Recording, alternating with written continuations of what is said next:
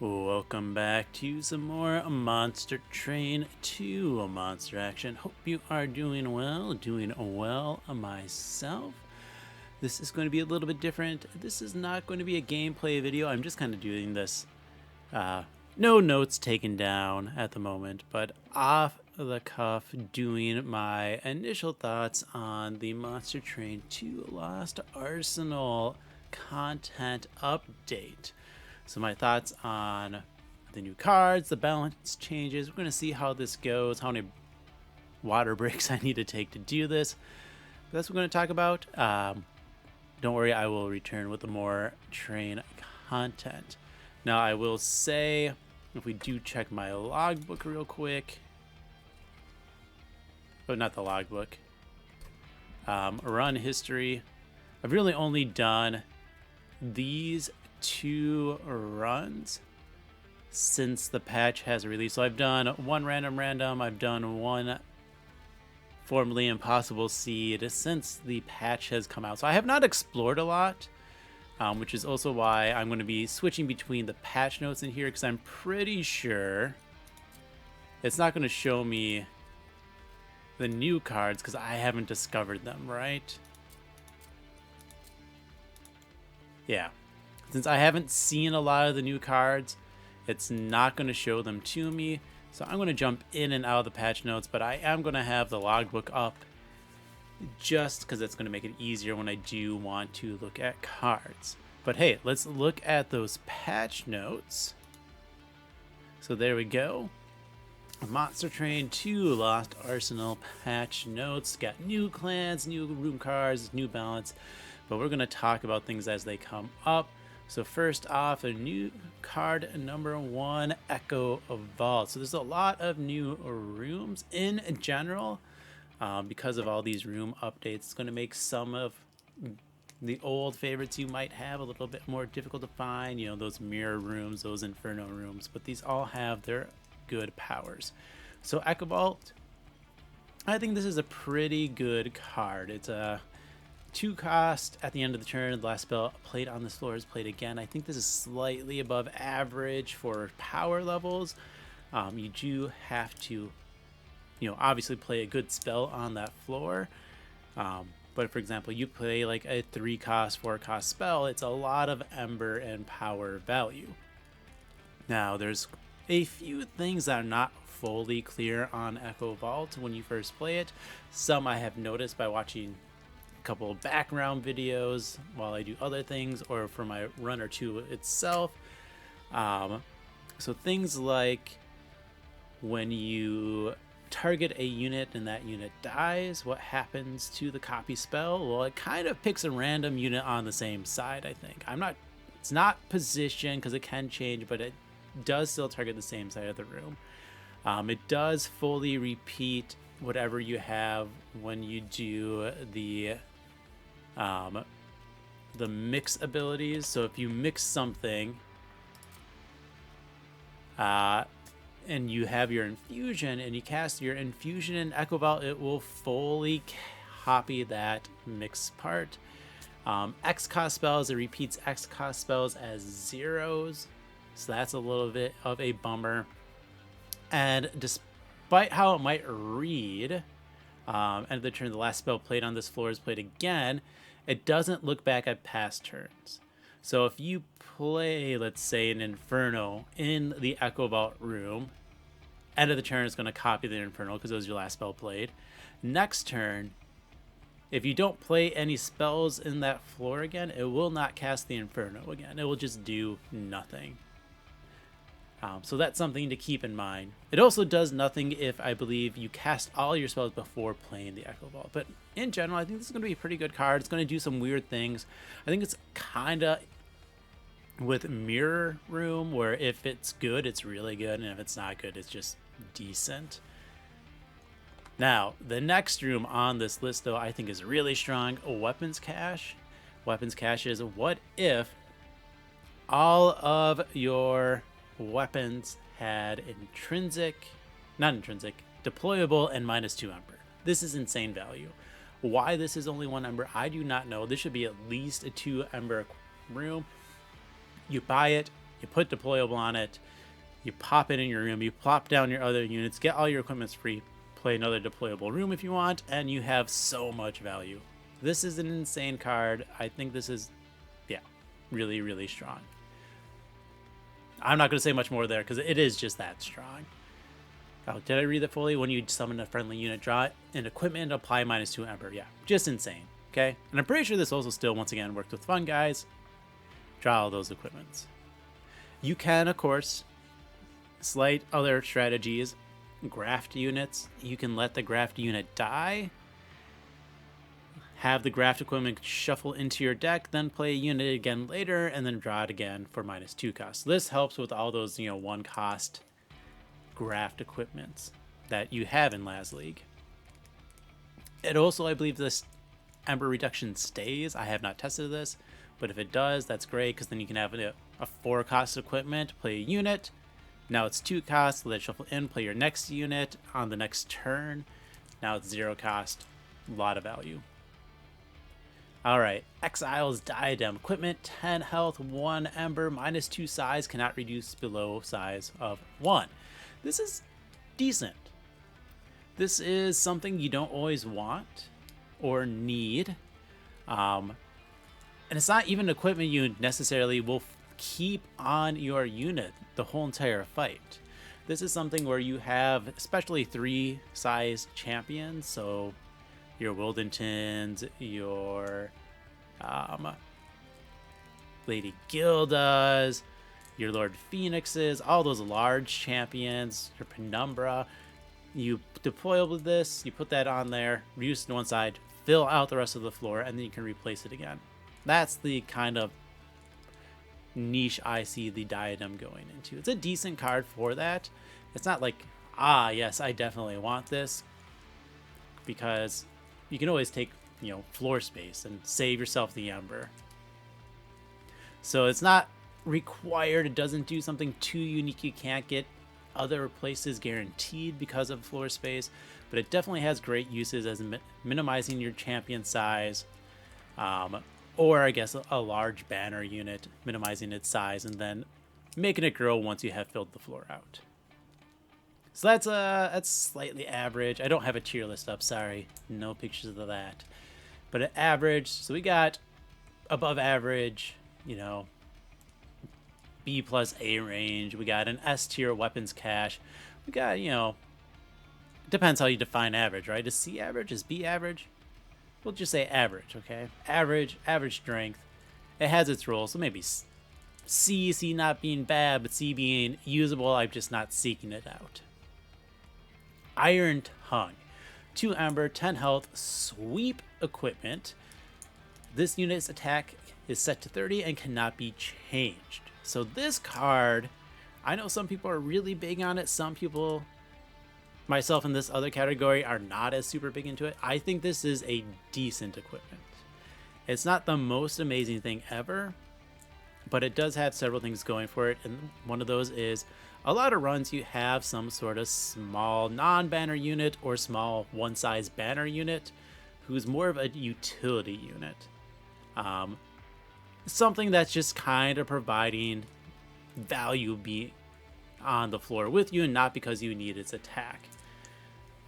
So I'm going to switch back over to the game catcher. I had mix up here, but let's look at units, okay?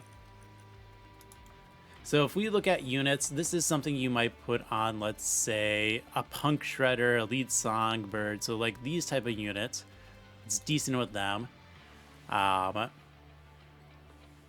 Small one-size units. What else is good? Magma Mauler can take it if you really need all the Pyrogel applications, right? Because that's fine. It's okay if you have a tank that you are not scaling as well. So this would be fine, for example, on Avenger if you're not scaling your Avenger. Because Avenger's attack is only 20. It sets it to 30, keeps it there. But it's not something you're going to put on Firebrand, whose attack's going to get higher as a tank.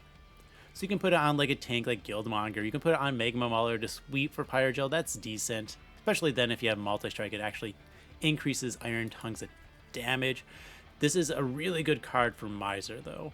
Making Miser in 38, so 30 attack, 8 health, that does average 10 on damage. That is a lot more value. So like a Miser is, if you have a Miser, you definitely want to pick up an Iron Tongue. That's going to give you so much gold.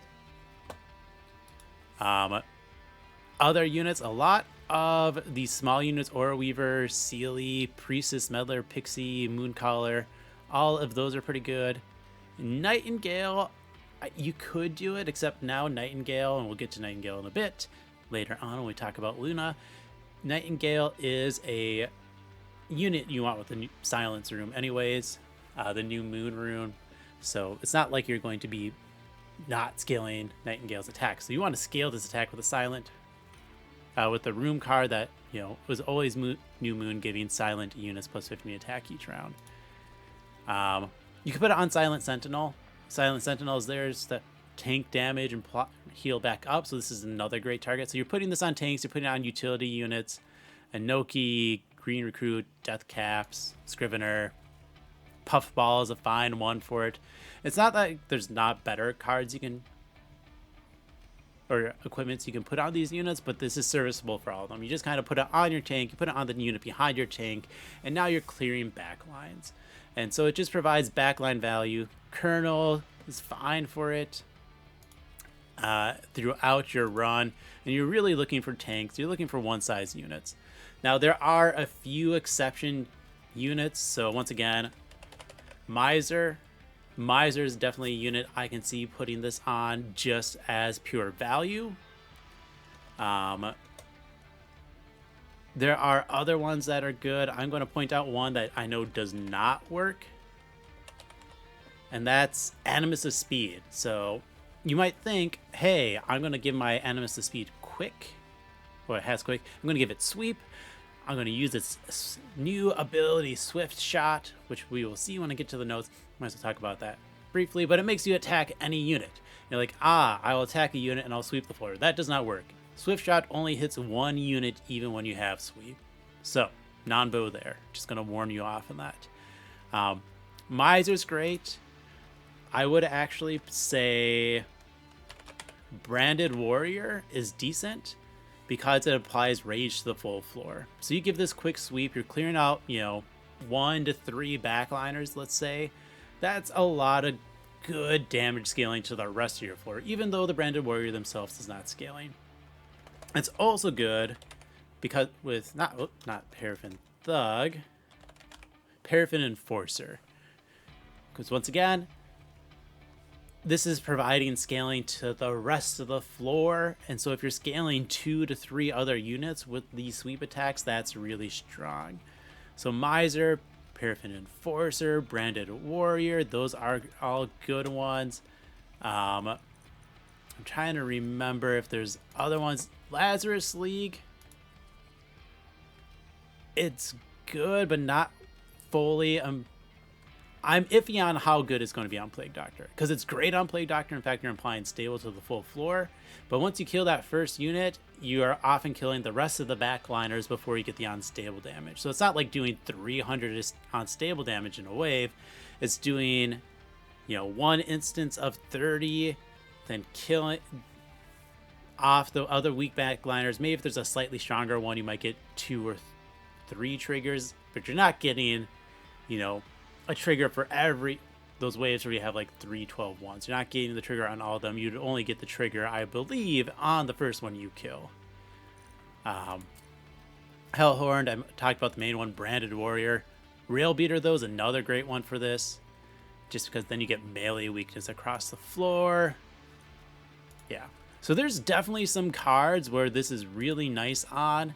Others where you don't really need it, but I would say tanks, utility units, those are going to be some of your bigger areas that you want this Iron Tongue for. And then a few scaling exceptions. Scaling gold, scaling rage are the big ones. All right, let's get back to those patch notes, shall we? Stasis Crystal. I think this is another one that's good enough, kind of like Iron Tongue is, but Stasis Crystal, 2 Ember equipments. your unit has stasis and resolve gain 20/20 while under stasis. And it has an ability emerge. Emerge starts on a cooldown of 3, and it removes the stasis when you click it. So basically, you have a unit that can't be damaged, can't be targeted, can't attack. That's what stasis is. But it can still do its triggers, its actions, while in stasis. So it still has abilities. This is another one. You're not going to put this on tanks, but you are going to put this on your utility units. You can put this on your, for example, let's go back.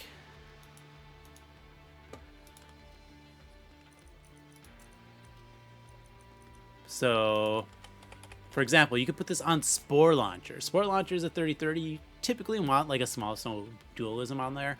You put this on Spore Launcher, and now it's growing stats. It can't be hurt. You can summon out your guys all combat. And then once Relentless hits, pop it on out. So you get the decay. You don't have to worry about Spore Launcher dying. And then you pop it out into Relentless as a large tank. So that's typically how I see Stasis Crystal used for the most part, is putting it on a utility unit, so the utility unit has no risk of dying. And then you pop it into Relentless for all the extra stats and damage it can provide, either on a floor by itself or combined with the rest of your carry floor. There are a couple other things that can be good with this. So for example, because we're under units, that's not going to show up. Let's go rooms. Inferno room, this is fine. You can put your unit in the Inferno room, get its abilities there, have the Inferno room trigger. Since you're in stasis, it takes no damage, you're fine. This also means it is, what are they called? Let's see. Not the assassins. Everyone knows what they are. The Pyre Punchers. I just have to, I don't remember their names. This is why I don't click unit enemy names too often. Yeah, these are the bosses.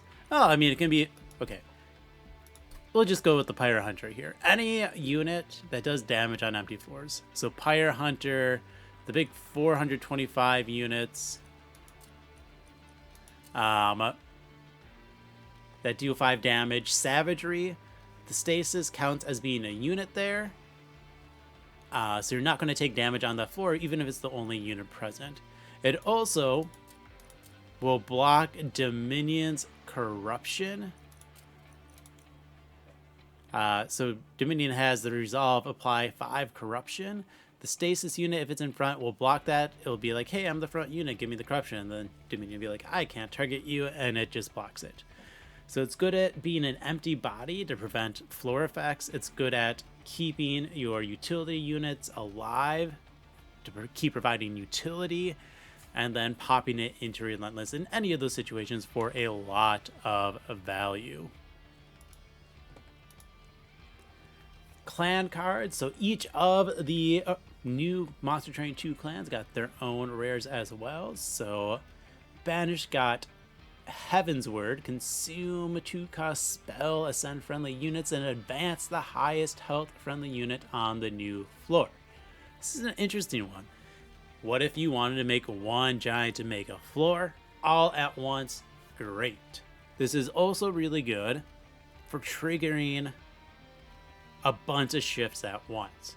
If you have like 3 units on a floor below, or like on your top floor, and 3 units on the floor below, and you advance, your bottom floor to the mid because of this, okay, well, you trigger 3 shifts because they go up a floor, then you trigger 3 shifts because you introduce units onto a new floor, and then you trigger what? X amount of other shifts, depending on what the newest high health unit is. That is a lot of value.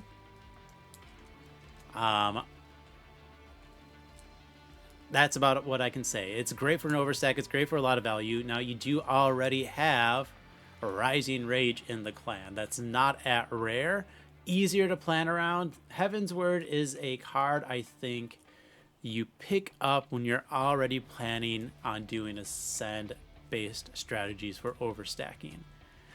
I don't think you see this, ring 3, especially not ring 6 in Sun Lego. I'm going to overstack my floors. I think you're already on the strategy, and you take this, and it's just a super strong way of doing it. So that makes it a solid role player, which is, I think this is a great position for rares, is a solid role player in a specific strategy where it's really strong, but otherwise it's not always as strong. Speaking of, Smelted Treasure. Spend 50 gold, apply 50 armor to a friendly unit. This is another one I think is good. I don't think I like it as some of the people I've heard talk about it, though I haven't seen it used yet. Double stack, obviously amazing. 50 for 100 armor. That's a lot of survivability, especially if you have something with Titanite.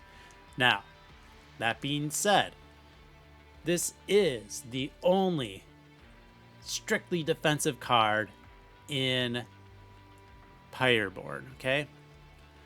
Now, it's not my favorite way to do defense in Pyreborne. My favorite way to do defense is Endless Greed Dragon, because that's offense plus defense and a lot of scaling. My second favorite way is pure gold greed money, where instead of spending my gold on 50 armor, I just spend it on buying literally every single artifact and upgrade I come across on a map, because I am that rich with money and Pyreborne can do that. And then the third other defensive option for pure Pyreborne is just pure offense. Kill everything with a hothead, pyre gel, large exploding 150 damage spells before the units can hit you, and you don't need defense, right? And then maybe just like an endless tank. So I think this is an additional defensive tool that is sorely lacking in Pyreborne, but I think they have some really strong abilities to get around that lack of identity in the clan already. Now, the other part of this is you do need the 50 gold. I have had runs. They are more far between than a lot of Pyreborne runs normally are. But I do have some Pyreborne runs that do not generate much gold. And if you see this rare and you're in a Pyreborne run that isn't getting gold, it's useless. Okay? I mean, I've literally had runs where I'm in the Ring 8, Seraph, Titans, where I don't have the gold to pay the 5 gold for Make It Rain. So Smelted Treasure, really good, but it already is picking back off of the strong defensive option of just being too rich for the game. Dusk Mantle, this is an interesting one. New Moon Titan Skin 5 is equipment for 1. This is the new Luna rare. 1 cost equipment, 10 health, New Moon, gain Titan Skin 5. Alright. So first, this does not work with dualism, because Titan Skin does not get doubled, because it's a yellow effect, it's not a green buff. Okay? Just going to make sure people know that. This does make you some really unkillable tanks, especially with Titanite and the Always New Moon room. Besides making a super strong tank, that's about it. So this is, if you really need the defense and you have some fragile glass cannons, put it on there. This is also good if you have like some lowish health units that just need a little bit of defense in case you run into spikes or you're against Entropy Seraph. Just something's like, okay, well, this can survive without taking any damage up to, honestly, you need 6 corruption before it starts taking any damage. So that's pretty good. That's 3 rounds of Entropy visiting. That's basically, if you have a full train, that's as many visits you'll get by Seraph of Entropy. But otherwise, it's a tanking. It doesn't scale you, so unless you really need the defense, it's probably something you can skip. But when it's good, when it's preventing, or turning, 10 damage attacks into 0 damage because you have Titanite, it's really strong. Okay, Great Decay. Now this is the next spell. I am looking forward to playing with these. I have not touched them yet. Great Decay, 2 cost, rare for the Underlegion. Consume, apply consume at -1 to all spells in your deck. This is insane. Now, my only thing that keeps this from being like too insane is I don't know if this affects the spells in your hand. If it does, I think that makes it slightly worse than if it only hits spells in your deck, okay? If it hits hand and deck, that means you can't, permafrost cards in your hand, save them for later. As non-consume cards, it doesn't have synergy with Echoes of the Time Father, so that Pyre. But still, making your full deck consume cheaper, it's going to slim down the deck to nothing. So you have only spells with remove consume left. And like I said, assuming the cards in hand. And that's going to make some for really, really strong runs where it's like, okay, I'm going to cast every single turn just these 3 cards that cost 1 less, or if you do this multiple times, free, and just get insane value from remove consume. Okay, so I think this has a lot of strong potential, and honestly something that you can probably just play and pick up in a deck. Give it permafrost so you can save your key spells in hand. Like I said, I believe that's how it works. I won't hit spells in hand. I could be wrong because I have not played it yet, but I hope that's how it is, because that's how it reads to me. All right, Mix-a-Lot. This is another really fun one. Mix 5 times, randomly selecting each infusion for 3 Ember. Nice spell here. For the Lazarus League, I think this is great. It is the only, well, unless you count the equipment, which has a cooldown, of the 3 spells, the starter, the Mixology, now Mix-a-Lot, it's the only one that gets you more mixes per Ember.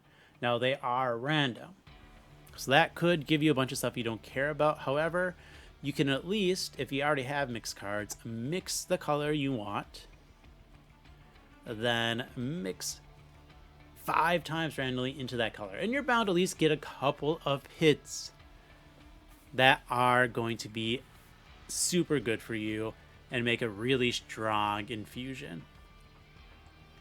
I think this is great. It's not consumed, so it takes minus reductions and holdovers or spell chains.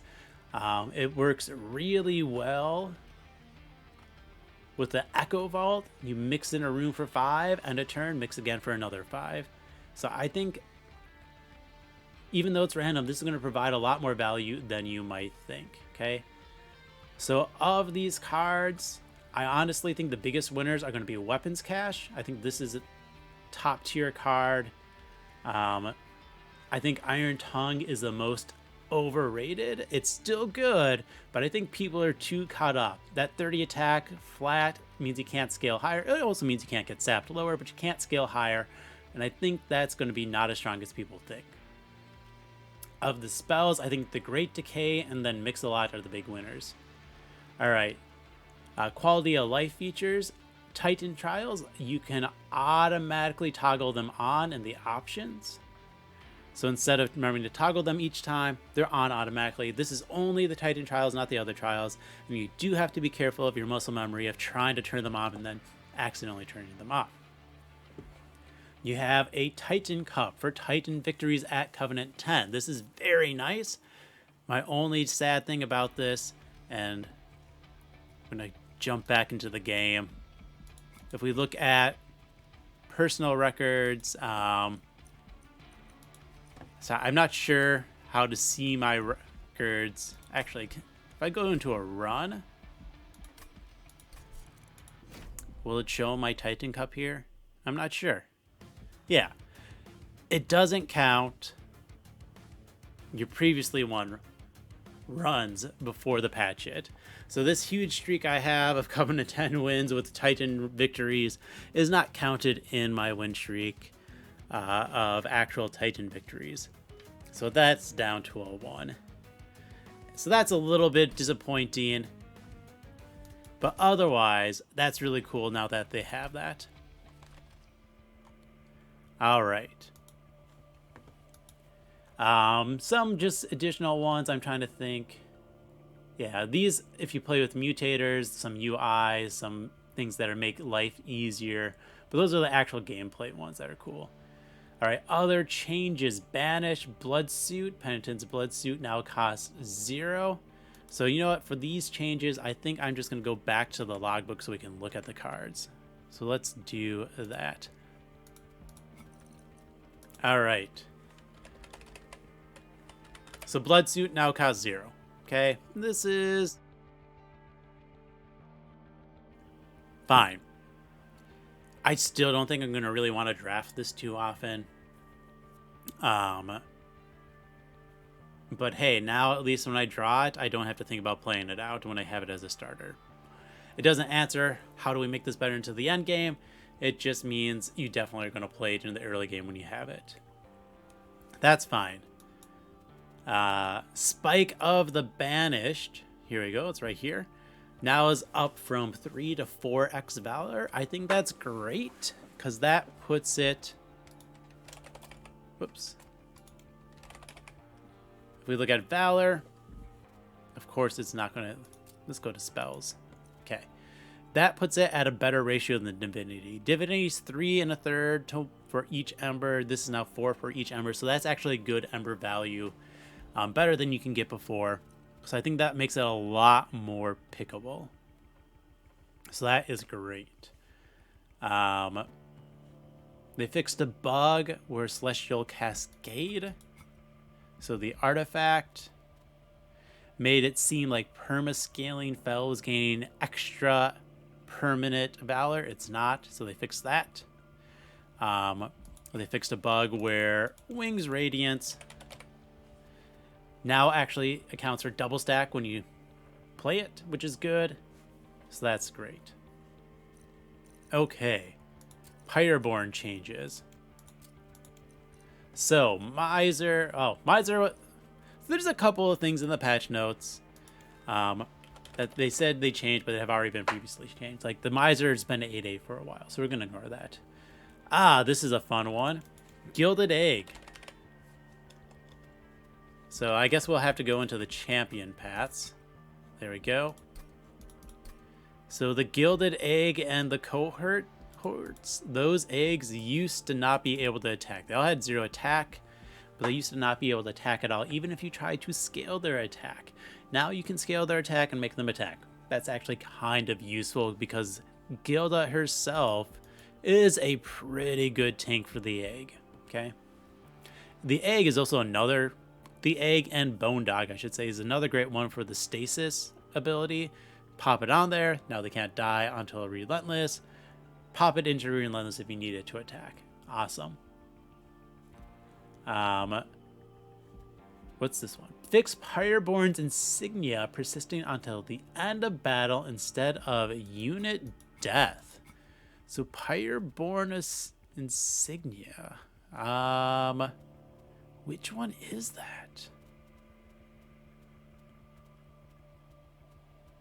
Ah, when you equip a friendly unit, apply Conduit 4. Okay, I've actually noticed this, and this is going to be something I'm going to mention. The only time I ever noticed that the conduit stuck to the unit was with the Fecundity upgrade on a Graft unit. But they fixed that bug anyways. So it used to be if you had a Fecundity on a Graft unit and Pyreborne's Insignia, you'd play it, it would get the Conduit 4, and it would generate a copy in your hand that had Conduit 4. Then you play that one, it gets another Conduit 4, it's up to 8, it generates one with Conduit 8 in your hand. They fixed that so it's not a permanent upgrade, so that's not going to be an issue anymore, and we'll talk about how they change Fecundity more anyways later.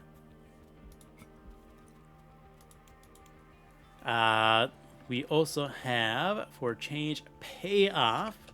Payoff used to be bugged where if you put a Holy Stone into Payoff, you'd gain even more health than expected. This could like full heal your Pyre for 2 Ember. Doesn't do that anymore. Now it does it correctly. That's fine. Pyre Blooded. now cost 1 Ember instead of 2. Once again, that's great, because now, you know, you can actually play it. You don't have to specifically spend 2 Ember. You can play it in another thing, which is awesome, but it's still, you need some stars to align in order to actually want this unit in the deck you currently have and then play it out. So it's good, it's an improvement, it's just still a highly situational rare that maybe is not something you can easily get value out of. And the last one in this clan, Devilish Details, now deals 8 damage. Slight buff, still pretty hard to take. Really still, once again, in my opinion, only really worth it if it puts you into the 13 egg category for the additional boss relics. So those are the Pyreborne changes.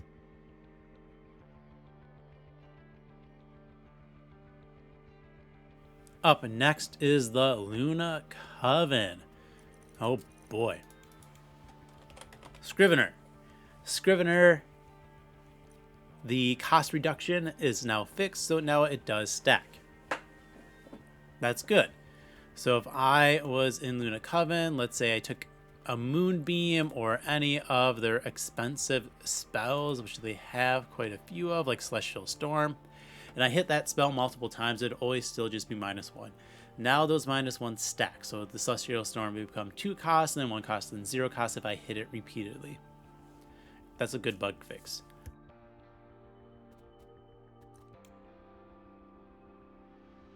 The big one that people like, Nightingale, now has a multi-strike 2, making it a triple striker on New Moon. That is useful. Now it's not a bad horned warrior anymore. It is definitely something you can use to carry in your silent room. So if you want, I already passed it, Eclipse Chamber, put Nightingale down, that's going to make you some very strong scaling damage. And you're always going to have the triple strike. That is great. That is very, very nice. Let's do the champ ones, actually. Yeah. Let's look at our champions. I always forget which one the champion tab is. Okay. They changed our friend the Silver Empress to have more health. So now it's 20 health, 25 health, 30 health. Oh, sorry. It's a 2020 from a 1510, a 2525 from a 2015, and a 3030 from a 3020. And the conduit at level 1 went from 15 to 20 on a full moon. This is a nice survivability change. There is times if you have weak starts before, and this is the impossible seed, is if you saw Celestial Spellweaver and Silver Empress on ring 1 with poor starts, you could just lose, okay? Now, if you see that, because you start with 20 health, you can at least tank 1 hit from Uriel, the boss, right? Uriel the First Blessed, Covenant 10, comes 8 attack with 3 rage on spawn. I don't know why it doesn't say that here. So it comes in with 14 attack.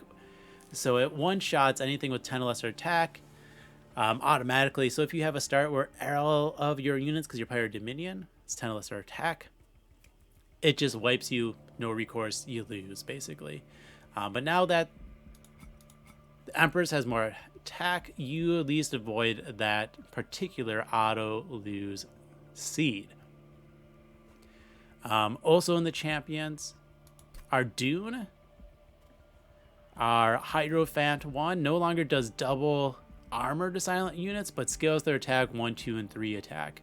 So now you can do a really amazing Ardune run in your Eclipse Chamber with your Nightingale, get super scaling triple attacks. That's a very, very strong combination. Oh, speaking of, I guess I'll show this real quick. If you had not seen this, there was an unwinnable seed here. There we go. It is now winnable, the Vessel Resident Inspired. Let's go see this. There we go. Yeah. All of these lost first ring because these all have 10 health. And when you get one shot, because it's an all unit starter, no damage spells, just some healing and units. Pyre Dominion versus Uriel Ring 1. So everything gets one shot and you just lose because Pyre Dominion can't kill this boss in Covenant 10. This was an impossible seed. Look at this. 8 pages of Ring 1 losses. It is now winnable. Just going to point that out. Okay, let's get out of here. Back to the library, please. Because we had another Luna Cover spell to talk about. Escalation now cost 1. That's fine. Makes it a good for overstacking. Makes it more pickable for spell weakness. Spell weakness 1. Or sorry, spell weakness 2 for 1 Ember is pretty decent. So that's nice. Also going to be good for if you're doing daily challenges, those flying kills. All right. I think those are the main ones for Luna. So let's get to Underlegion. Underlegion. Oh, well, I don't think we can check upgrades in here, can we? No.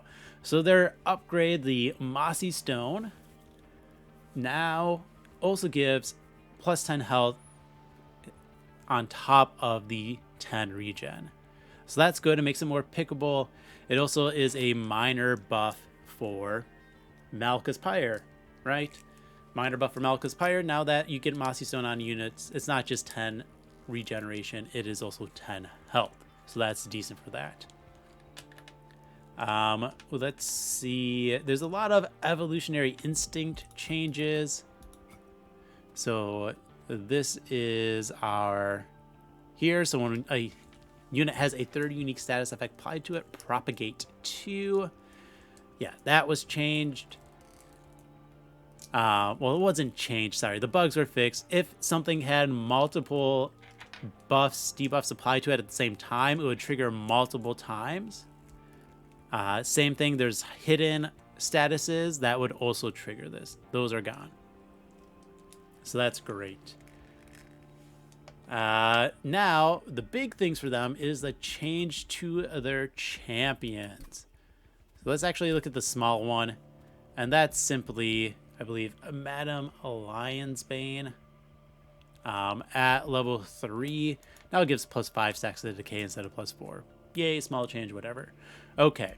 Bullet, let's do the smallest one first. Level 3 Trample, Headsman.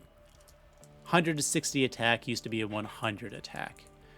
And the big one is the Executioner. This used to be the Harvest Pass, completely replaced with Siphon. Spawn 2 tracks, and these troop stacks gain 1, 2, and 3 health. So it's a tank that spawns tankier and tankier. Fun guys, remember if you're not familiar, Siphon is when an enemy unit dies on this floor.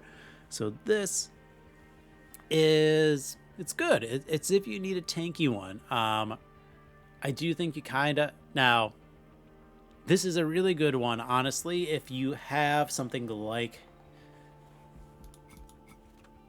our friend the Spore Launcher, okay? Because you're going to apply some decay with the rally. That's going to kill the units end of turn. That's going to siphon and spawn more of them, apply more decay, and then you can hopefully get the guys dead on the next floor. So I think that's a big winner for that path there. Because you aren't doing too much damage, and it's the big thing with this clan, I think, is dealing consistent wave by wave damage, which is why Hive Mind are so good, because you get big numbers and you at least get one big attack. And if you cross it with the trample, you get 2. So I think that's a pretty cool change. I haven't tried it. We'll see how it plays out. Okay. Last of the old clans. Sorry, the old new clans, new old clans. No, they're all just new clans. Why am I saying they're old? Is our changes to the Lazarus League. All right. This is one of the few clans that got, I believe, more nerfs than buffs. Organ Harvester costs 2 now. That's fair. Organ Harvester, Slay, Gain, Reanimate 1. Very strong. Making it cost 2 makes sense. Okay? Test Subject Alpha now costs 3 Ember for your Quick Sweeper instead of 2 Ember. I think this is a fair buff. I think Test Subject Alpha is in a great clan to utilize it. And if you know how to utilize it well, made for much easier victories with the clan that's already quite strong. So giving it this 1 Ember nerf is going to slow it down just enough to make it a little bit more of a level playing field. Another nerf is to It's Alive. Now, instead of Advance applied Lifesteal 1 and 10 attack, it only applies 7 attack. Yeah.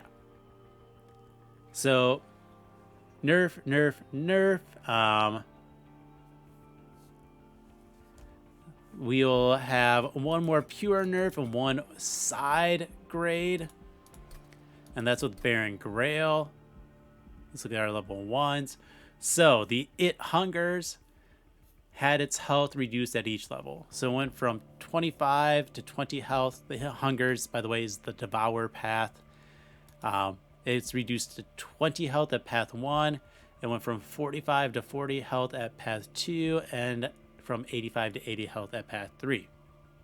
Learning Limb had a side grade. So Learning Limb is Artificer. The attached equipment gains permanent attack. It had its stats reduced.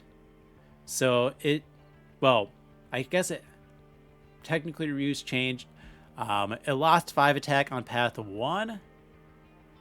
It gained 5 health, but lost 10 attack on path 2. And it gained 20.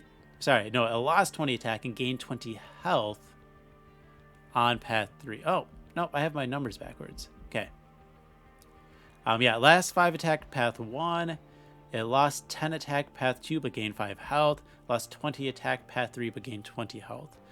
And the numbers went from 2, 4, 6 permanent scaling to 3, 6, 9 permanent scaling. So it does scale permanently harder. So a lot of nerfs for Lazarus League, probably because they are one of the strongest clans. But at least, hey, Learning Limb got some buffs. So there's at least a little bit to compensate, right?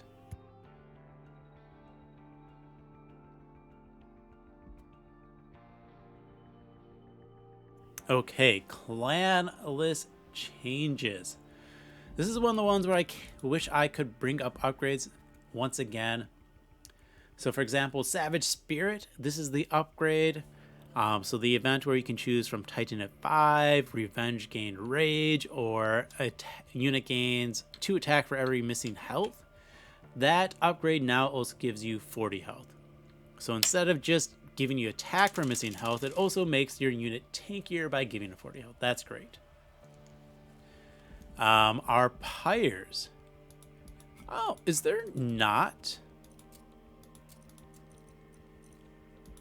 a Pyre tab? Weird. I had never realized that. There's not a Pyre tab in the logbook. Interesting. All right. Pyre changes, not much. Wing Spirit gained 5 maximum health, so it's now at 75 instead of 70. Heart of the Pact went from 55. No, that's a proto. Went from 55 to 65 health, so it gained its 10 health back that it lost when the game was released. Those are the big Pyre changes. There's 2 spell upgrades that make Malika's different. We already talked about Massy Stone. The other spell upgrade, haven't mentioned it yet, is Freeze Stone. So the one that adds Permafrost to a spell now also gives the spell -1 Ember, which is a pretty good change, just all around change. It makes cost reduction more available in the shops without having to re-roll for it. Makes you more likely to put Permafrost on an expensive spell for the right turn. It also is honestly a pretty nice buff to Malika's Shifting Pyre, because now it's like, permafrost on a spell, whatever, that's not amazing, but now it's also -1 Ember, and that can make the spell free, which is really good. So those are all different changes there. Let's see. Another upgrade that, once again, I can't show you the specific upgrades from, events, but the Benevolence ability, that's the ability where activate, restore friendly units to full health. Now it's restore friendly units to full health and gain them all 5 max HP. Decent, not amazing. It's fine. Some bug fixes. Triboulet. I know you're in here, you little clown. Yeah. This one no longer counts ephemeral cards for its buff, which is good because it doesn't artificially raise them, but it's also good because when those ephemeral cards went away, it would actually lower your unit's health. So you can't like accidentally bring your units down to like 0 health by spamming too many ephemeral rares. They have an endless change. We don't play much of that. Fecundity, so to play a unit and get a copy with 1 more Ember in your hand, they nerf that. And then Owl can only be used once. That's what they say. I haven't seen it, but that's what they say. Probably is for the better. I mean, if you're playing it multiple times, you're either doing some already broken degenerate combo as well as Tuning Fork, or you're abusing something like Gurgen's Goad, or you have a volatile gauge or other cost reduction type game plan where you can spam them all. So most runs you only want, 1 extra one anyway, so now you don't end up with like a 7 cost Siren of the Sea dead weight in your deck. So I guess that's decent. It just lowers the ceiling by quite a bit. All right. Oh, man. Other general fixes. There's a big list of general fixes, so you might excuse me as I skim it to highlight the big ones. A Razor Sharp. This is one of the biggest changes. So, Awoken was weak. They had a saving grace. It was that you could Razor Sharp a 1 health Titan or a 2 health Titan, and that would end the Titan fight by reducing it to 0 health. However, now that doesn't work anymore. So you have to kill all the Titans again. There's definitely been times where I used it simply because it makes life so much easier. It's like I have a win. I could sit here another 10 turns to earn the win, or I could end this 30 minutes early and, yeah, go away infinite combos. Other ones that got fixed, let's switch back to the other view so I can highlight them. So number 2, so those little silent cherubs, yeah, they could permanently remove effects such as Trample Quick, etc. From your enchant units. Now cannot do that. So you can't permanently lose status effects from enchant units, which is good. Only if the enchant unit dies, not if they're silenced anymore. So that's a great one. Other ones that actually are important. I think there's quite a few. There are some bugs that I know I've reported that I don't see in here. A lot of these are just small things. Number 13 is a good one. Fixed a bug where slay triggers would not happen if the unit also died or reanimated. So this is a big one for Little Fade Spike's Path. I still think that Spike's Path is not amazing. But now if Little Fade dies while getting a kill, you get the spikes. So that's good. What else do we want to talk about? Vola's Tuning Fork does not get duplicated, so that's mainly with Fecundity, so that's good. What else? 17. Yeah, this one was definitely a bug. Fixed a bug where Loam Coat's Propagate was impacted by dualism. If you put Loam Coat on a unit that had dualism. Instead of having propagate 2 like the equipment said, it would gain propagate 4, which propagate is not a buff, okay? It's just a keyword status change. It's not a buff itself, so it didn't make sense it got dualism. It makes sense that it doesn't now. What else is a good one? There are a couple more good ones. Fixed units with Endless going to the consume pile when a card with Cardless was killed in the same turn. So if an enemy attacked with Sweep, or I think a multi-strike, and killed an Endless unit and a Cardless unit at the same time, your Endless unit would not trigger Endless. So it would go to the consume pile, it wouldn't go back to your deck. Yeah, it was annoying, but I'm glad that is fixed. That was actually one I believe that was in Monster Train 1 as well, so it's really nice to see that one fixed. 24. This is one I knew existed, but I ignored. Fixed wrong enemies shown in pre-battle screen on Quicksilver Cherubs, Pennant Seekers, and Corrupted Crusade. Rings 2, 4, 5. It showed the wrong enemies when you're in the trial selection. Kind of a weird bug. I tend to ignore the enemies a lot of times anyways and just kind of like, I can do this, and snap the trial and click into battle without caring. I only cared about the boss. The other enemies, who cares? But it's good that's fixed. That's going to make some better informed decisions for people. Let's see. A couple more just small soft locks removed. Memory leaks, text consistency, yeah. Okay, so now we're getting to the new stuff for the old clans. So I need a big drink of water. We're already an hour in, and we still have all of the old clans to go over.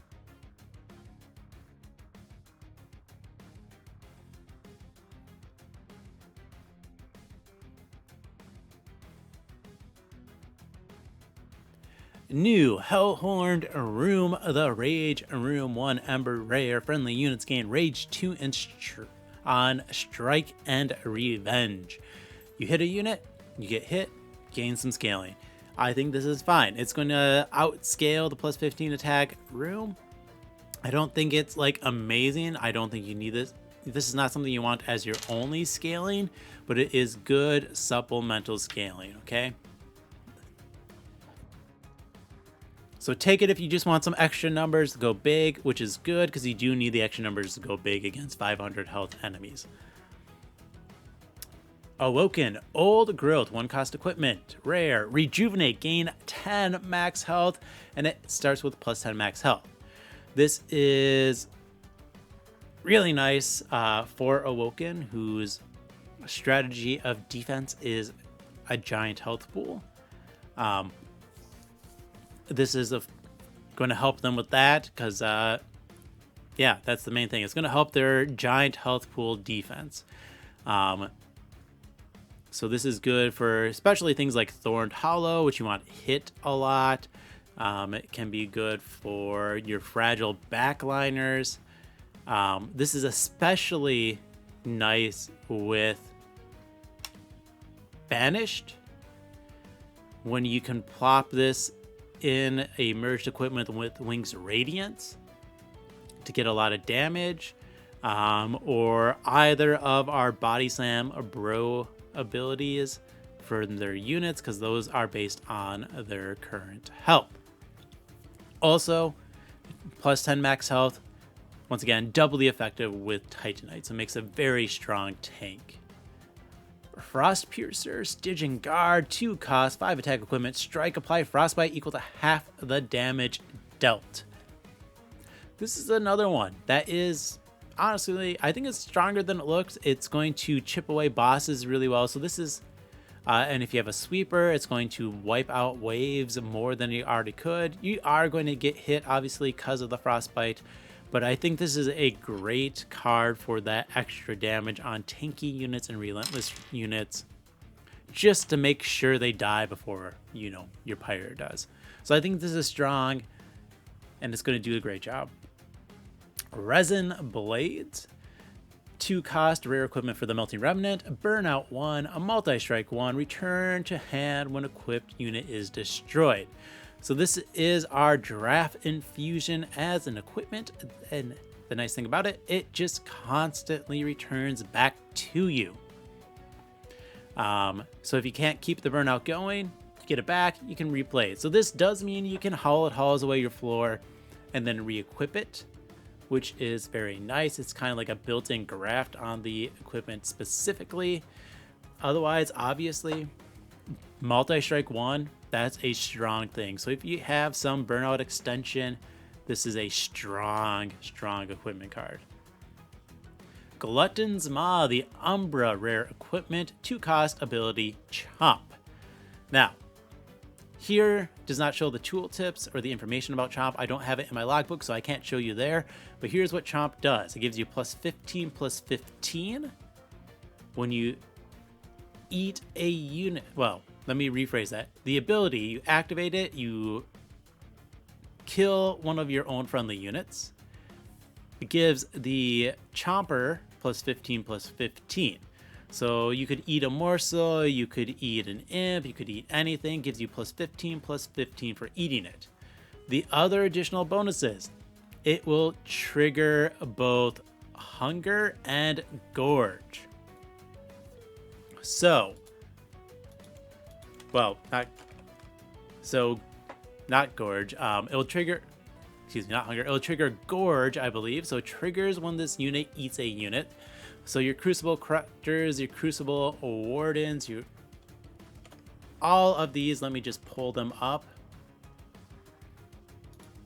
All of our gorge units here, they will trigger their gorge abilities when you eat something with Glutton's Maw. So that is really nice. I also, if I remember right, if we look at our morsels, I think it also triggers the eaten on the unit. So if you eat a morsel, you get these stats as well.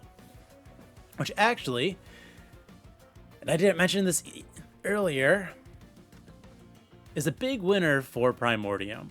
Primordium wins a lot in this patch, okay? New equipments, new rooms, especially new equipments, tends to heavily favor Primordium.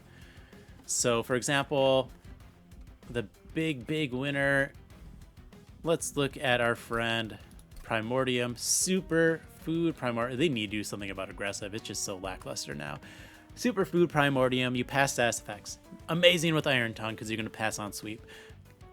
Buffet Stalwart Snack is actually really good with Glutton's Maw if you're eating morsels because you're getting +15/+15. And then you're getting +X/+X for whatever that morsel gave you. So you are passing on each time it scales at least +15/+15. So if you're eating morsels, you're at least getting 36 stat points out of it, right? Because Ember Morsel is the lowest at +3/+3. The others, you need +6/+0, +0/+6. So you're at least getting 36 stats in total when you eat a morsel. And a highest of 48 stats if you eat a morsel minor.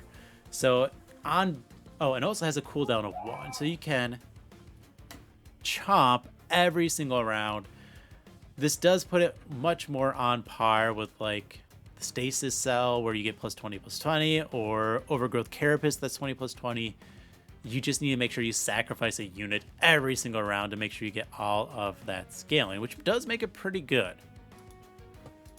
So these new cards, I think they're honestly all very good. You get extra strikes in a clan with better burnout, and you get to keep the equipment.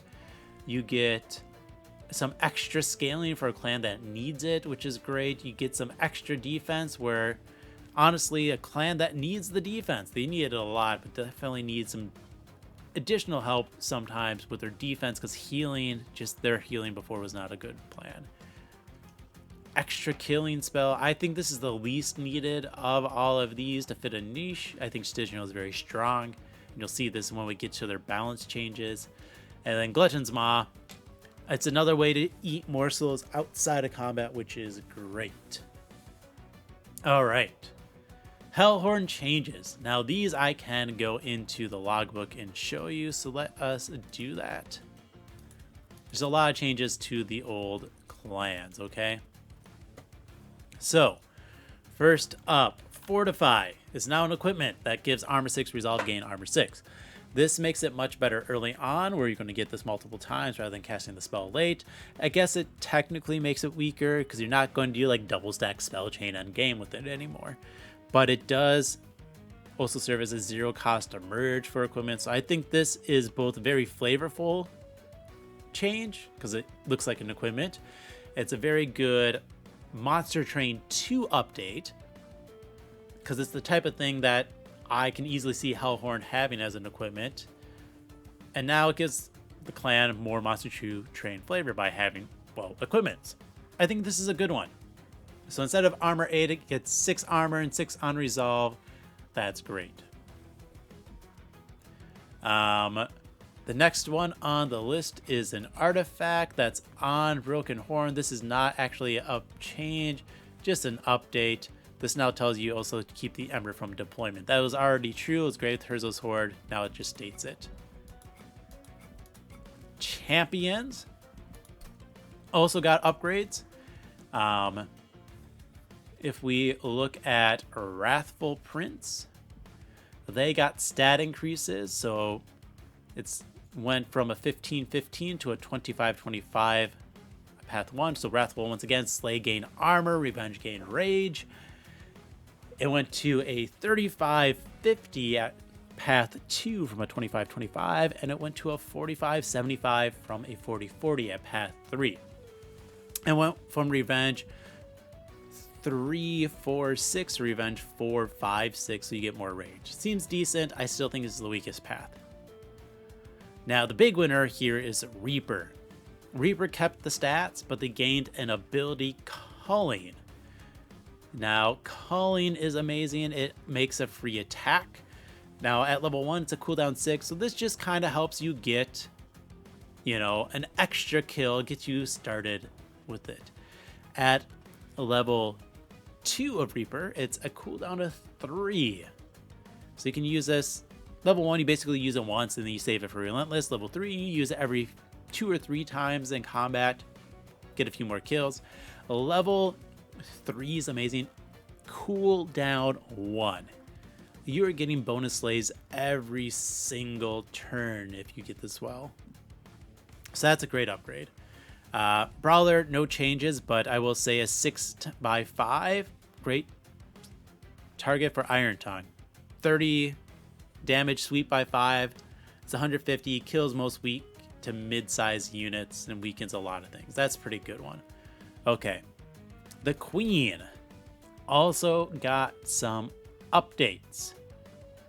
And really it's just, I believe, the Imp Toss. No, is there another one? Yeah. So Imp Toss got, instead of an resolve ability, action ability, excuse me, it's now an ability. Cooldown of 1, same damage though. But what this means is basically you have quick. You can also save your imps in between rounds. So before, you could give Shardtail Queen quick, and Imperialist would yeet the imps before enemies attacked. Now, you don't have to wait for that. You can do it on your turn when you want. So you can kill those backliners. It's another quick sweep variety, which is very strong. It also means you could, yeet one imp, play 2 more, save them for the next wave to guarantee you have that extra damage. Royalty also got some stat increases. It got plus 5 health at path 1. It got plus 5, plus 10 at path 2. And it got plus 15, plus 20 at path 3. So you now at least have 60 health in path 3, which is pretty good. All right, let's go back to our cards. We also got, technically, is this a nerf? Is it the buff? Hard to say. Branding right now deals 3 damage instead of 5. This is fine. Less likely to kill your units, worse at killing enemy units. Depends how you used it. Okay. Impolate. So a lot of these buffs are bringing up damage. this now does 25 damage per imp instead of 20 damage per imp. So that extra 5 damage scaling, pretty decent. Now this is one of the changes I'm most on the fence about. Consumer of Crowns. It's now a 4 ember cost, 140, same, so ember reduction, but it has an ability, Warlord's Tithe, cooldown 2, sacrifice an imp, attack immediately. So this makes it a lot better in Prince decks. It makes it decent, but still good in Queen decks. It's really good for Prince decks because now you can play it without having to worry about its 8 ember cost. Now, this is like a side grade for Queen decks, Shardtail Queen, because now you need to play the 4 ember. You can't just like, oh, I'm going to draft this because I start with enough Implings in my deck that it costs 0 ember. Now it's like, okay, I have to draft and play out this 4 ember unit, but now I can also use all my imps to get extra attacks. So it's kind of a side grade. It's an interesting change. I'm curious to see how it plays out. Another one that is kind of a buff for Malaka's Pyre is their Fury Stone. Their in-shop upgrade now gives Rage 12 instead of Rage 10. Other changes. Inferno now does 120 damage instead of 100 damage. Can I search by health here? No. Darn. I was not sure what enemies this now kills that it didn't off the top of my head, but it does kill a few more. You are the same. You're not dead. Actually, does it kill something in you? Or is it just slightly more damage? Nope, it already has piercing, so that doesn't matter. There's the amalgams, guys, I was looking for earlier. Okay, so it kills Chosen Ardents. So it does kill one good thing more than it used to, and I think that's it. So it's more really just, you know, kind of chipping more away at the big guys, but it does kill one more unit, the Chosen Ardent, something to keep in mind. Poor Multi-Nymph, still a little weak, but does 10 damage instead of 8 damage now. Summon, deal 10 damage to enemy units. That's decent, not amazing. The Spike has now 4 times the armor for 4 times rage and armor instead of 3x. So slight upgrade makes it a little bit more usable. That's always good. Okay.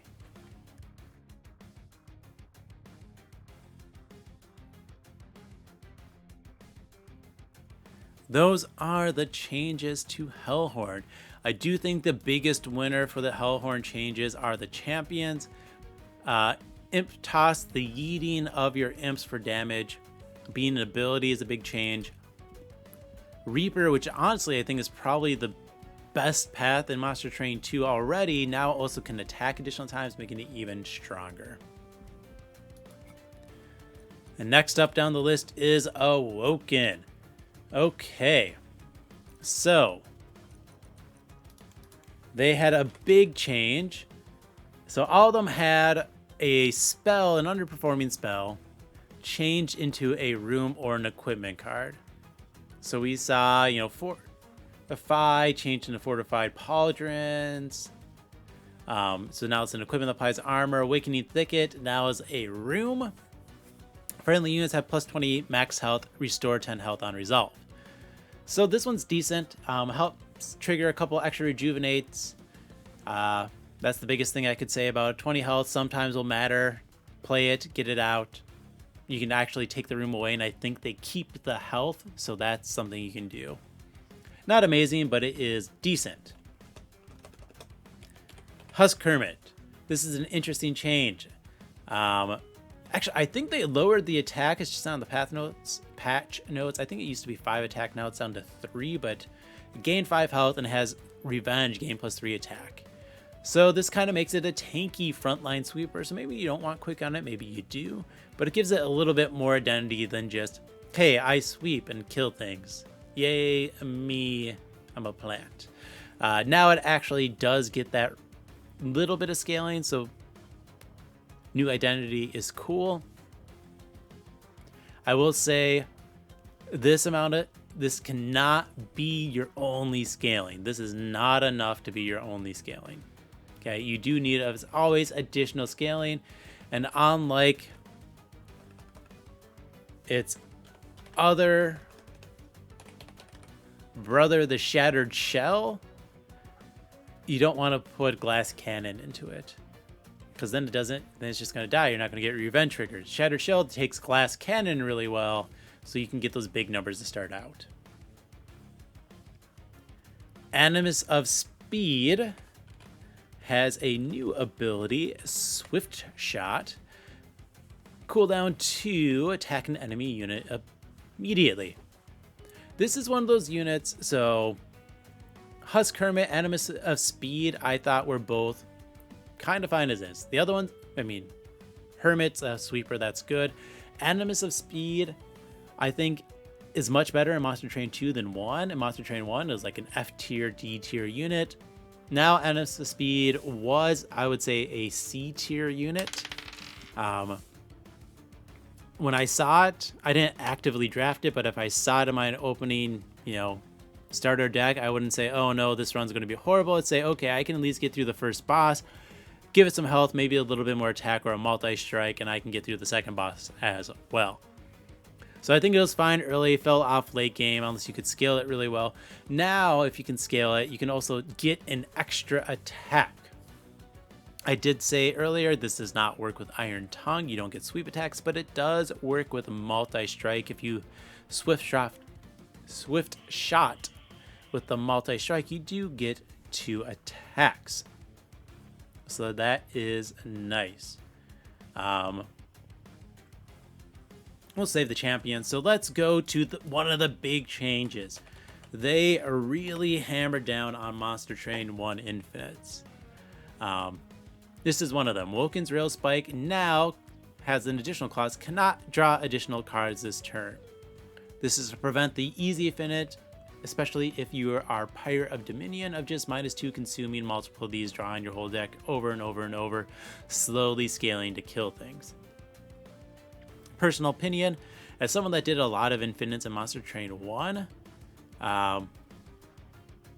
I don't like them as much in Monster Train 2, not because they're not strong or good or do what you need to do, but without unit infusions, a lot of the infinites scale slower, and the enemies have more health. So you're scaling slower, they have more thresholds you have to hit, it makes them take longer, and that is not fun. That's most infinites. So a lot of times I would avoid the infinites just for that reason.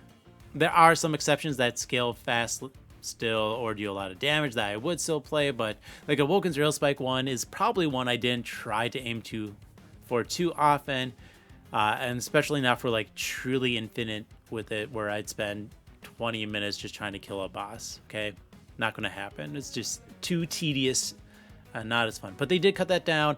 This does have unintentional hits as well with anything else that draws cards. For example, if we go Offering Token, you can't Offering Token after you do a Rail Spike anymore. So something to keep in mind. Edge Prior, funniest change in this because it only changes one thing. Edge Prior now also hits cards with regen, or at least spells, but that means now there's only one card this hits that it used to not hit, and that is Wildwood Sap, which we might as well talk about all three of these while they're here. Wildwood Sap now applies regen 4 instead of 5, but also gives +4 health. So slight total health buff theme going on in the clan, but less regen.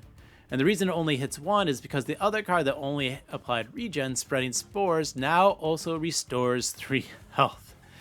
So Spreading Spores is 3 health, 3 regen, 3 spikes, instead of just 3 regen, 3 spikes. There you go. So it only hits one. Let's turn this off. Let's go regen. Yeah. It only hits one spell more in the whole entire game than it hit previously, which is a really funny change to it. It makes sense that it can do that, but it's just such a not useful upgrade. Restore, on the other hand, nice change. Regen 2. You're getting double the regen you used to have. I wonder if, and I'm not sure, if you can do an explosive sentient run of just spamming restores now and survive through Relentless, because you do get the double regen. So your regen numbers are actually doing something. This also puts it on par with the Mix. So now Mix is not better at regenning than the Awoken starter, the original OG regen card. Okay. Other units. Let's pull up all of our hollows, because 4 of these 5 hollows had changes. Awoken Hollow gained 10 max health, so now it's at 25 health instead of 15. Thorned Hollow gained 10 max health, so now it's at 25, and spikes went up from 3 to 4. I think they already went up from 2 to... Was it 2 or 3 in Monster Train 1? I can't remember anymore, but it's now more, and Dualism makes it even better. So this is actually better at gaining spikes in Monster Train 2 by a long shot than it was in Monster Train 1. Vine Mother got changed. Vine Mother now has the Vine Wrath ability. Add 2 stings to your hand. Cooldown 2. So that's decent. You don't get a sting every turn. You can control when you get it, and end of turn sting spells in your deck gain +4 magic power. I think this happens after you discard. Not quite fully certain when that triggers, but I would assume so. I will still say, even if you get both relics, +30 damage, or sorry, +20 damage and the +10 piercing, your stings are doing 42 damage. Okay, so let's say you wait 2 turns with this out, now you're doing 50 damage. You still need 10 stings, a full hand of stings, to kill a 500 health tank. Okay, stings are not getting there like they did in Monster Train 1. I'm just gonna point that out. I think this needs to be higher. I would say like +8 magic power, and I would like that a lot better. But anyways, that's my opinion. I don't think that's enough. I do like the ability so you don't flood your deck, but I don't think the buff to the sting damage is enough to make it quite so useful. The big winner though, Steel Singer, went from +1 attack permanently on Rejuvenate to +3. Now this unit can actually scale with the +2, or sorry, the additionals to 2 regen on your starter spells, your restores. Now that is a really good defense for this as well. This thing is going to get some nice attacks. So let's say before you got it to 100 attack, you healed it 80 times. Oh boy, you have a 100 attack, 40 health unit. Now if you heal it 80 times, right, you're at 260 attack. You can at least probably start taking out heavies now. A big difference, and I think it's going to make it usable again. What else? The amusing ones. Ensnare can apply to your units now. So you can choose to target your units or enemy units. This is good for incant strategies. This is also good for if you want to do a mass ascend with a new banish spell, or a mass descend with Coven, but keep one of your units still. You can root it in place, that way it doesn't leave the floor and the rest move around. So this does actually open a couple more strategic plays besides just being able to incant it some more. Focused growth. Now instead of, what was it, 35 health, 25 health and draw +2, now it restores 20 health twice, so 2 rejuvenate triggers off of it and the +2 draw. So more healing and a double rejuvenate trigger makes this a much better card. Razor Sharp, you might have noticed this when you looked. It got buffed to deal 12 bonus attack to your unit instead of plus 10. Also, once again, can't kill Titans with it anymore. At least not all of them at the same time. Sharpen now is plus 6 attack and plus 6 spikes instead of plus 4, plus 5. Not amazing. Makes it better if it's my starting card. That's what I will say. Awesome. And I already talked about Wildwood Sap. So let's look at our champion changes. Let me find the champion tab. I can do this. I don't know how I clicked everyone except for it several times. Okay. The only change to this, I believe, is Wildenton's Thorn Lord. So the Thorn Lord kept all the same stats, but now has the ability Needle Bloom. You don't add Permafrost Stings to your deck anymore. You get an ability with a cooldown of 3, add 3 stings to your hand. It's the same at all levels. So you can control if you want the stings, you don't want the stings, add them to hand, flood your deck, don't flood your deck. Gives you a lot more control, which is useful. So that's cool. The only thing you can't do is have those stings in deployment and cast all 3 in deployment to draw +3 your first turn. That's the only downside here. Otherwise, I think it gives you a lot more play with Thorn Lord.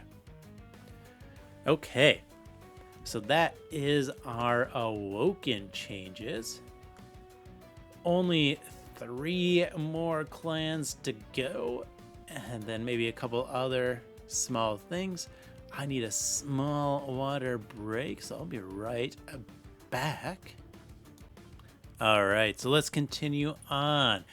I've been talking for about an hour and a half already, and I know this just from my own work life that an hour and a half of straight talking is about the limit I can do without a dedicated water break.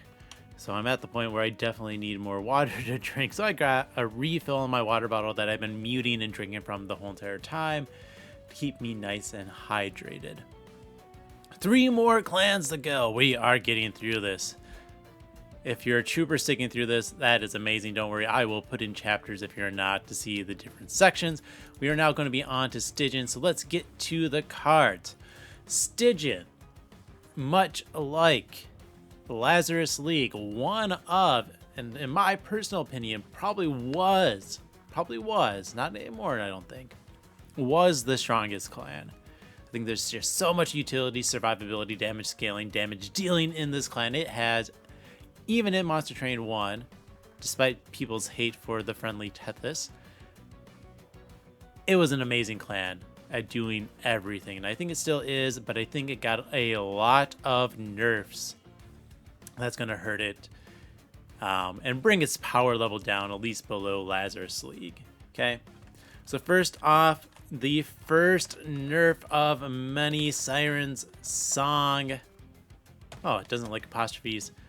Siren's Song is now a 2-cost room instead of a spell. Still Pyrebound at the start of combat. Ascend boss enemy units on this floor and apply Dazed 3. Same ability, same Pyrebound. Start a combat so you don't get your attacks in. And you can't use it in the Pyre room, only on the floor below the Pyre room, though, because you can't put rooms in the Pyre room. So this is, for the most part, a nerf. You can't intrinsic it, doesn't hit bosses anymore, because it does say non-boss units. You can't double stack it, you can't spell chain it, doesn't give you incants. So there's a lot of nerfs here. It does cost 2 instead of 1, but it does cast every turn to balance out that increased cost. So there is a lot of nerfs on this. So this is a big survivability option for this clan that is gone. Now you still have a lot of other sources of sap and daze, so it's still not out of defensive options, but this is a big one that's gone for them versus bosses specifically. Okay. The other thing is, if you are playing top floor, you don't get your attacks in before the ascend. which can definitely be a thing because this happens at the start of combat if you're against Heaven's Seal, as they will ascend with Dazed 3, which means they will heal their 150 health going into the pyre, which could mean you're facing down a full health enemy unit and you might not have enough scaling to kill it with your pyre damage alone. You take some higher health. That's one thing to keep in mind. Now, the one way this is buffed in the most amusing fashion ever that I think they may or may not fix, I don't know, I'm not a shiny shoe mind reader, is Manifold Mirror. If you play this top room with Manifold Mirror, it will trigger it and it will play it on every single floor, which means you attack no enemies. Enemies do not attack you except for bosses. Those are the only ones you're going to interact with. Everything is going to march their way up to the pyre with a crazy amount of stacks of daze and die to the pyre. Now you do have to be careful going against the Titans with this, okay? Because Dominion on your top floor is going to be attacking throughout each of those, waves when they go up. So you're going to get a lot of extra attacks by Dominion because of this. Also means you're going to get a lot of extra junk because of this. Not junk, but pyre lights in your hand specifically. And, ooh, actually, is that also... Oh, man. That's really risky. Let's look at our enemies really quick. Let's go Dominion. Resolve, add Pyre Light, add Corruption 5. Yeah. You're going to get more Resolve triggers because of this. You're going to get 2 every round instead of just once. You're going to get double Pyre Lights, but you're also going to get double Corruptions. You're also going to be taking a lot of Pyre damage because while all the waves are dazed, Dominion themselves is not dazed, so you do take their 3 attack every single round. So, really amusing with Manifold Mirror. Otherwise, be very... it's a nerf, okay? That's just it. It's a nerf. Something that, technically, I guess, not a nerf is Cuddle Hex. Instead of freezing a random card every turn, now it's a cooldown 2 ability where you freeze a card of your choice. So it's great because you get to choose your card. It's a nerf because it's every 2 rounds instead of every round. So, side grade for Cuddle Hex. We will do Champions Last. Offering Monument. Another one on the Infinite Altar of Sacrifice. Instead of a big health guy with -5 health, draw 1 on Incant, it's now +1 draw next turn on Incant, and it has 1 health. Honestly, besides the Lover of Monster Train 1 Infinites, I think this is actually a really good change. It was the only unit that lost max health on doing something, so it doesn't do that. It's more in line with the other monuments. It sets you up for really strong draw 10 turns each round, which furthers the incants. So I think you're better capable of, in a normal run, of capitalizing on its incant ability now. And finally, you'll notice that there's Inoki that gives bonus health. There is the new Awoken cards that give bonus health. By removing its ability to subtract health for incant synergies to draw a lot of cards and do infinites, they opened up a lot of design space for health scaling, okay? Because they could not print. They would not be able to print. Do I actually have the account? They would not be able to put Old Growth into this game at all if the unit or Offering Monument still incanted to draw a card immediately and lose health, because that would be way too easy to infinite, okay? But now that they did that,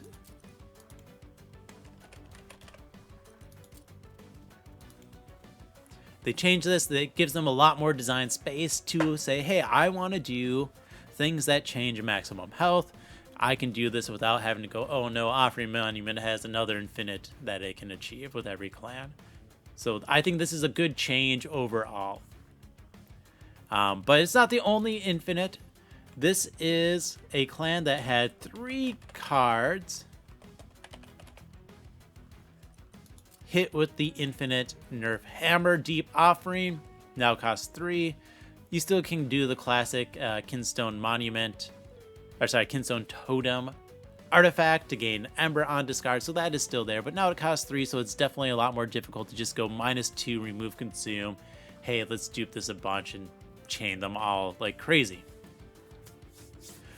Still can infinite, just more difficult because of the increased Ember cost. You need an additional artifact or 2, or the specific, the -4 upgrade cost event trigger. So, you know, still infinite, just more difficult. And then the third infinite hit for Stygian, gifts for a guard. Yeah, so now it consumes, and instead of drawing 3 spells, adding magic power and reducing the cost to 0, it hits 3 damage spells instead. So this is a side grade on that. So outside the infinite, this is actually pretty cool, because now you're not hitting your utility spells, you're not hitting your offering tokens, you're not hitting your daze effects, your sap effects, right? So you're not going to hit your drains, your guardian's amulet, you're not going to hit your frenzied swarms or any of your utility spells. You're just going to get like, hey, look at my crypt builder, it's giant, let me bash something with that for a lot of damage. It still allows you to put remove, consume on these damage spells, and so you can keep scaling them larger and larger if you keep replaying more gifts for a guard. But they've had, I'm not even done with Stygian, they've had 3 infinites nerfed, and they had Siren Song nerfed, okay? So we've got a lot of nerfs, and we're not done with the nerfs, because we have probably one of the most deserved and bigger nerfs on Name Tome, down from Mute 3 to Mute 5. This might not seem like a big change. It is a big change, especially going into Seraph, where you can ignore it half the battle, or the Titans, where you ignore bottom floor. Like, you get this turn 1 against Titans, not worry about Savagery scaling or junk for 5 turns is amazing. Down to 3, still good. Not the automatic snap click it was, okay? Something to keep in mind, still good, not the automatic amazing. I'm still going to take it 90% of the time though, okay? It's still really strong to mute your enemies. Okay, now it did have some other changes. It wasn't always nerfs. Energy Siphon can now target your units. Yeah, I guess if you want to spell weakness them, but it does mean you can incant when you don't have any enemies there. So that is perfectly fine. Titan's Gratitude. Right. I can't put the apostrophe, so we'll just do Gratitude. Now it does 60 damage instead of 35, so it gained plus 25 free damage. This is still not a card I usually go, I'm going to draft this. This is a card that I start with, and I'll be fine with it now. It does make Crystallis a little bit sad. 75 damage for 2 Ember versus 60 damage with attuned for 1 Ember. That's a big difference. I think Crystallis is going to fall behind very heavily now. A bug fix, Ancient Synergy, doesn't count ephemeral cards anymore. Makes sense. It's done. And then one last minor buff to artifacts. Token of the Trader now does 3 damage instead of 2. This is fine. It means you kill 5 health units with 2 hits instead of 3. It kills the 3 health enemies in 1 hit instead of 2. Small buff, not going to be noticeable a lot of times. Now the champions, okay? Tethys, the big change on Tethys is here in the handheld totem. So that's the sweep spell weakness path of Tethys. Now has the Rune Speak ability, Rune Speak 1, 2, and 3. Rune Speak is 3 cooldown. Draw a damage spell, give it +5 magic power. 2, same cooldown, but gives it 10 magic power. 3, same cooldown, gives it 20 magic power. Now, this is an ability you're going to spam anytime it comes up, basically, because if you're applying a bunch of spell weakness, you want to hit that unit after it leaves the floor, right? Which means for Relentless, where you get the most spell weakness, it's going to be useless because Tethys will be dead if the enemy lives. So you want to flood your deck with these higher damage spells, in my opinion, and just keep casting them as soon as you can. It'll help you mop up, okay, wave 1, something leaked. Well, I guess turn 2, I'll use Rune Speak. I'll draw the spell. I will blast it to oblivion and then repeat it every time I can from there. It's decent. It's something more. I think that it's needed, especially now that the sweep identity is oh, I just realized you max a 30 attack. Yeah, the sweep identity is given to Iron Tongue, so even that's not as amazing as it used to be. And then Soul Guard Titan Channel got changed. Titan Channel is now 0-5 at all levels, but it has Resurgence, where Resurgence in all of them, Resurgence 1, 2, and 3, has a 99 cooldown, but level 1, remove stasis, gain +6 per shard, so you don't have to fully incant as much as you used to. Level 2, +10 per shard. Level 3, +15 per shard. You lose this activated ability on use. What this means, if your Soul Guard, if you're going for the exact same number of shards that Titan Channel used to have, you're going to have lower stats, but you can scale well beyond what you used to have. This is going to be really nice for, once again, you can hide it in Inferno rooms. You can put it on a random floor to block damage. Just occasionally not scale it. Who cares? But it's going to make it very nice for cross-pathing. For example, Titan Channel 1 with 2 of Dire Channel, because you're still going to get the action damage from Dire Channel when it is in stasis. You could also play top floor if you can incant really quickly and do like Cold Channel as your tank, just with beefier stats. There's definitely some uses. You do have to incant more to get the equal amount of stats that Titan Channel used to have. But overall, I think this is a pretty cool change, okay? 2 more clans. Next up is Umbra. Umbra got a good number of buffs, kind of needed, but though I think they were pretty average before. So first, their spell that was changed, Crucible Extinction, now is a 2-cost room that gives +4 space. So we got Quad Space Prism the room. Pretty nice if you need the extra space. If not, still fine. Though it's probably still overall better than what it used to be. 2 Ember for a spell that gave +1 space.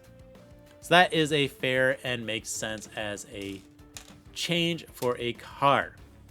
Now this is not the only one made into the room. The other one made into the room is Engine Upgrade. It's now a 0-cost room, -1 space, +1 per Ember per turn. This is great because it costs 0. Awesome for the deployable. But it's bad because now you can't do things like spell chain it, or, it's a lot of times you throw this engine upgrade in a useless room for the -1 and +1 Ember, and then you could throw like an Inferno room there. Now you do that, you lose your + Ember. So you can't like spell chain it anymore. So you can't just stack crazy amounts of Ember, but you do get free Ember as a room, which is really, really cool. After this room, the next change is actually to fan favorite a morsel made, instead of +2/+2 per gorge, now gets +4/+4 per gorge. This is double the stat gain. This is very much needed.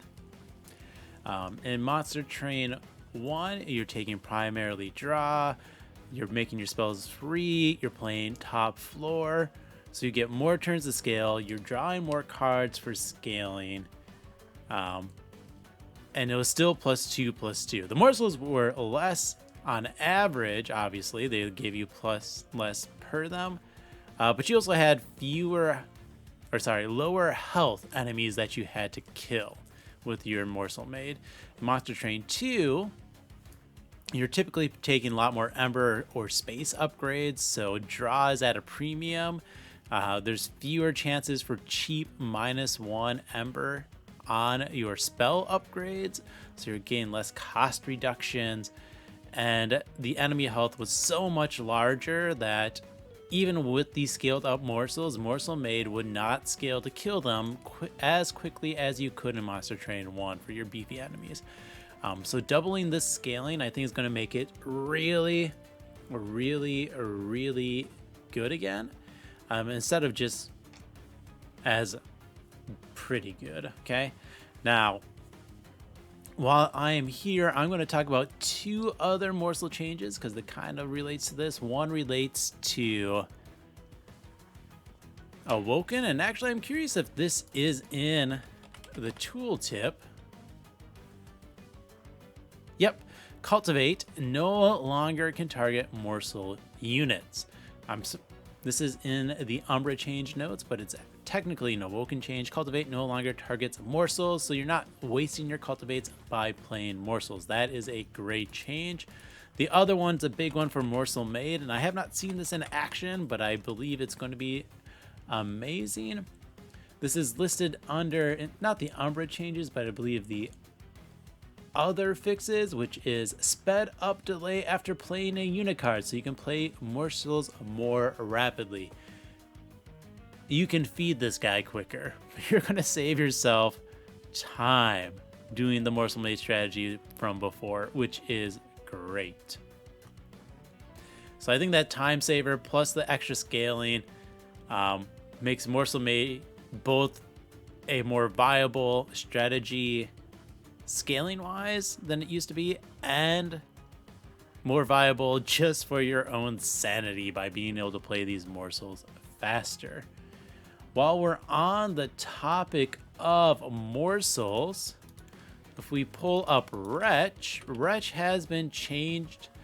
It no longer can overflow your hand. So it used to be before, if you had 20 morsels in your morsel pile, your eaten pile, it would take all 20, put as many as you could in your hand, and the rest on top of your deck. Now it only fills your hand. It doesn't put any on top of your deck, which is honestly pretty nice. It makes Wretch holdover really good, especially once again with Morsel Made.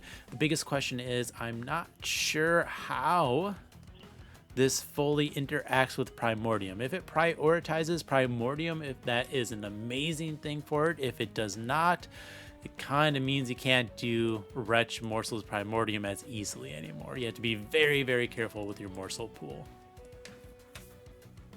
More changes to the clan. Let's look at Crucible Collector. Crucible Collector has now been buffed from 20 to 35 health. So now the lifesteal goes further because 20 health is not much. 35 health at least brings you through a lot more enemies on the heal, which is good. Overgorger, another doggo with an upgrade. Bump from 25 to 35 health. Similar health increase. Just better survivability, makes it much more viable. The next 2 are honestly 2 spells I had no issue using, but I like the big damage spells because they take heals nicely. They're good Ember Sinks. Forever Consumed, bump from 40 to 80 damage. Okay, this was not killing many heavies in Monster Train 2 at 40 damage. It would chunk them down so you could hit them in one hit, but now 80 damage. You need 6 Ember to take out a 500 health unit, you need 5 ember. Am I doing my math right? No, 5 ember is only 400. You need 6 ember to take a 425. You need 7 ember to take out a 500 health unit in one hit, which is doable. 6 ember is a spell chain, perils of protection, so it's much more doable to actually completely take out a heavy with this. In a related fashion, blazing bolts also upgraded from 40 damage to 60 damage. Now, the thing with blazing bolts, I do not take blazing bolts because of like I need to kill heavies. I take blazing bolts because I need to kill backliners. Okay, 3 hits might hit a backliner. That's pretty good value. And then if you miss, still doing a good chunk of damage. That's why I would take blazing bolts. I want to hit backliners, but if I miss the backliners, at least I'm still doing a good amount of damage to the tanks. And now it's even more. Also add 3 ember, great taker once again of the Holy Stone. It does mean excavation eruption. Without being scaled, there's a little bit of a left out. I think this could use another 5, maybe 10 damage, similar to those buffs to make it more in line if they wanted to, level everything out. Mind Collapse now can target your own units. Unlike the previous ones, I think this has a lot more utility than targeting your own units with Ensnare, occasionally useful. Spell Weakness, probably not useful. Mind Collapse your own units though.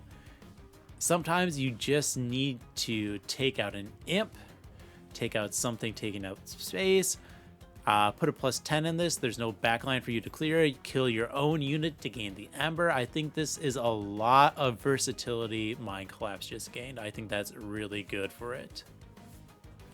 Alloyed Construct, another big winner. Now it starts with Fuel 2. No more turn 1s not being able to attack. No more turn 2s not being able to attack. It is starting at least with Fuel 2. It does also mean dualism isn't as much needed because you don't need to go as far because you do start with the 2 fuel to begin with.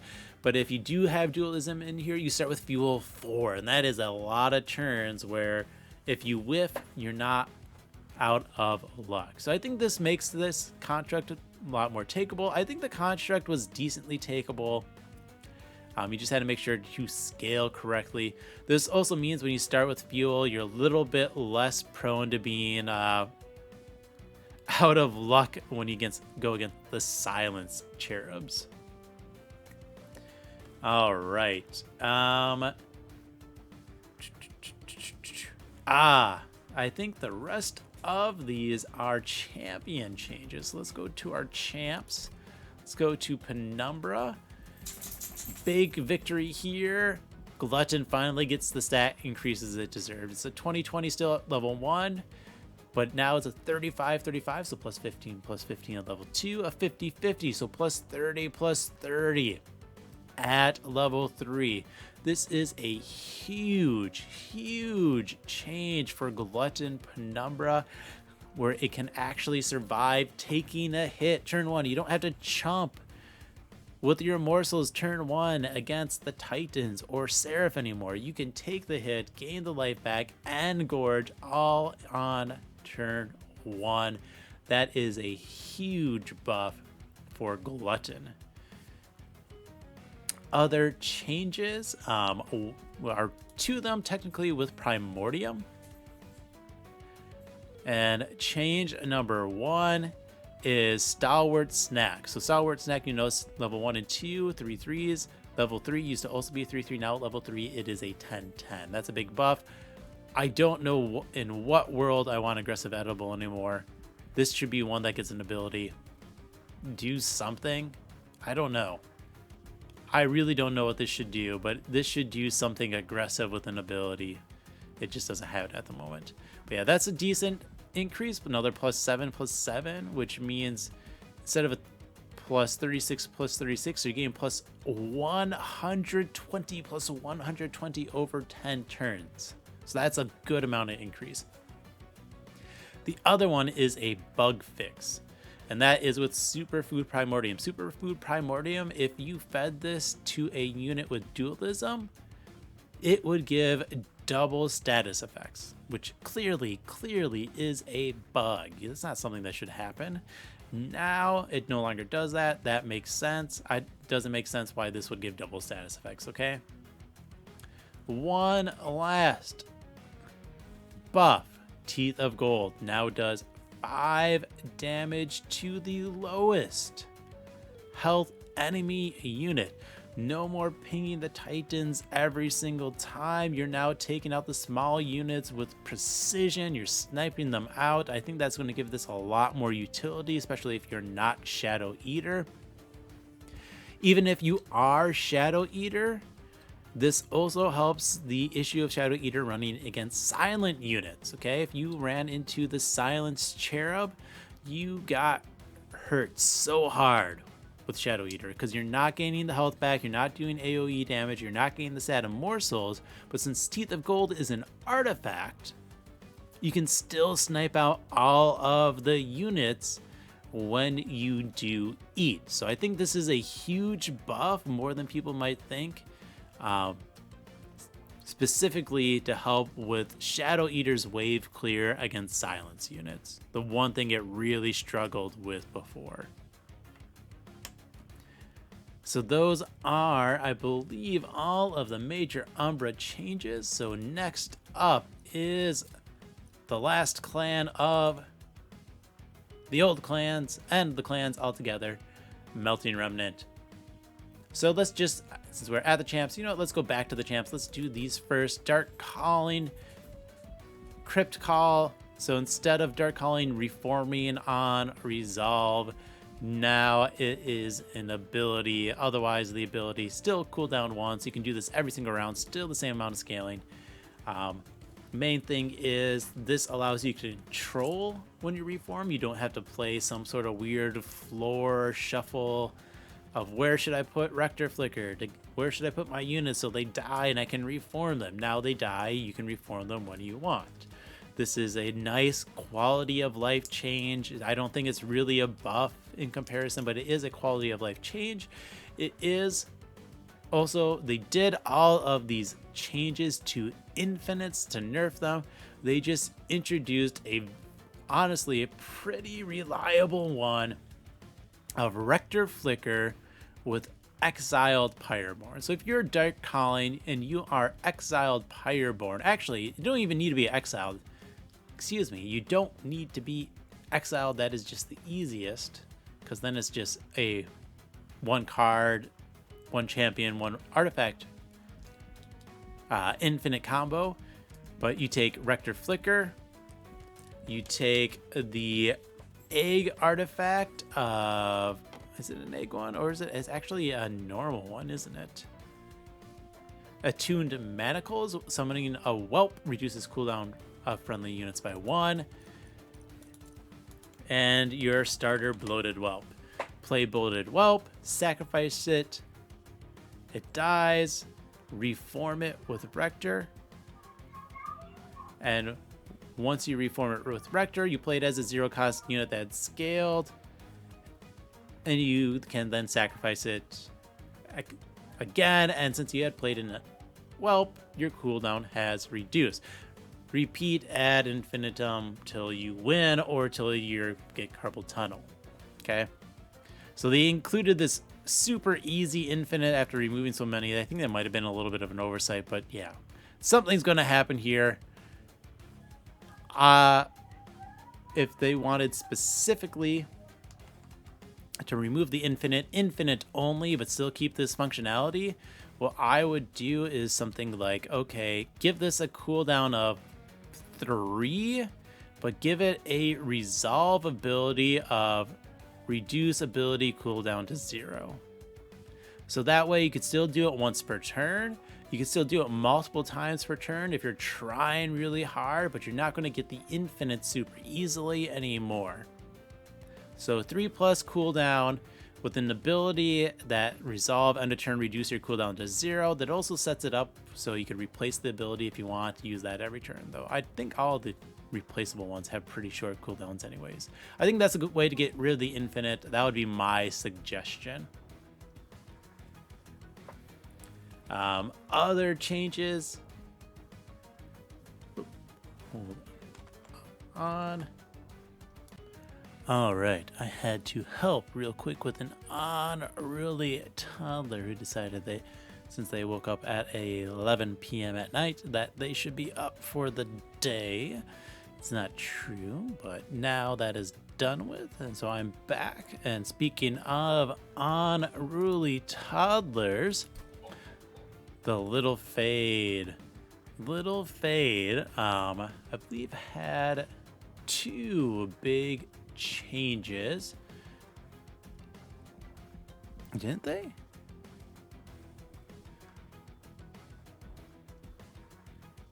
Ah, that is weird. Okay.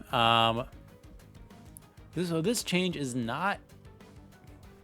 Oh, so this is supposed to be a change. There is a change here. This is Little Fade Path, Little Icarus. This is Little Icarus, the Spikes path. Starting spikes increase from 5 to 7, but they clearly still just have 5 spikes. Okay. Yeah, so that's incorrect. That buff was not put in. I think that's an inconsequential buff anyways. The biggest one is the one that I was mentioned earlier. It's now getting the slay triggers even if it dies. That is an actual buff. I mean, it's not even a buff. It is a bug fix.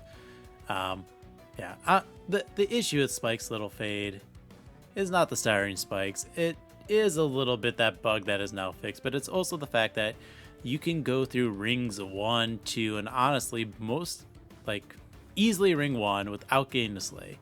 Probably can easily get into a ring 2 with never really getting a slay, and same with ring 3. You can miss so much slays by just getting the wrong wave compositions. Those 65 health units for attack with a healer in the back, wave 1, no spikes you're getting there. Yeah. You can just miss the spike generation. So even if this buff, which is not here, from 5 to 7 spikes for the start was there, it's not enough to make a Little Fade Icarus path honestly worth it. So let's continue on. Let's go back to the cards. Go away, bloated. Well, Melting Remnant, Votavary. They got also hit with a sacrificial nerf hammer for infinites.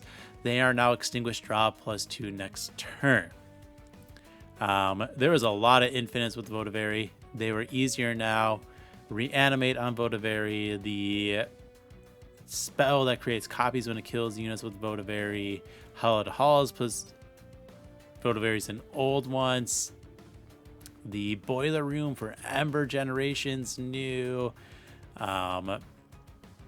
The Stoat event from Inscription, where it is sacrifice, gain 3 Ember, could lead to easy infinite. So yeah, removed a lot of infinites by making this a delayed draw. Once again, makes sense with their philosophy, except for the Dark Calling infinite they accidentally introduced. All right, next, Lady of the House. Big old buff for Lady of the House. Well, first, the attack was reduced from 45 to 25, but now they get +5 attack for every stack of Burnout. So, yeah, that is some good damage scaling. You can really stack those Burnout damage numbers pretty high into the teens and 20s. That's a good amount of damage scaling. It does decrease in Relentless is the biggest downside. But that is a pretty nice one. It makes it into a nice damage carry unit, something that starts out with high attack, which is a little bit lacking in Melting Remnant. Ooh, the room changes up next, and that is Memorial for the Melted. It's a 1-cost room. All friendlies units have Endless. This is a change from Memories of the Melted, which gave you 1 Ember as a 0 cost consume spell, 1 Ember for each friendly unit that had died this battle. Now your friendly units have Endless in this room. This is a lot of combo potential. It is anti-reform, but for example, you could do Burnout Little Fade, have it die once, place it down in the room. Now it's an endless 1 burnout, and you get endless scaling at the cost of the draw.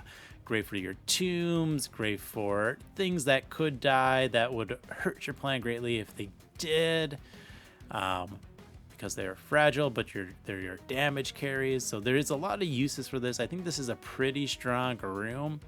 You just have to play into it well. I will miss, killing off 25 fungis. I think those I'll count for Ember for this. I'm actually not sure, but killing off a lot of units and using this to power out massive X cost spells. But, friendly units have Endless.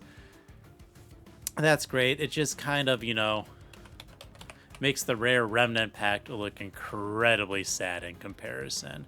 That's the only downside of that room. This rare 1 cost consume Endless. This is a permanent Endless, so you can switch rooms, but I think just Memorial is so much better than that, just because it's your full floor.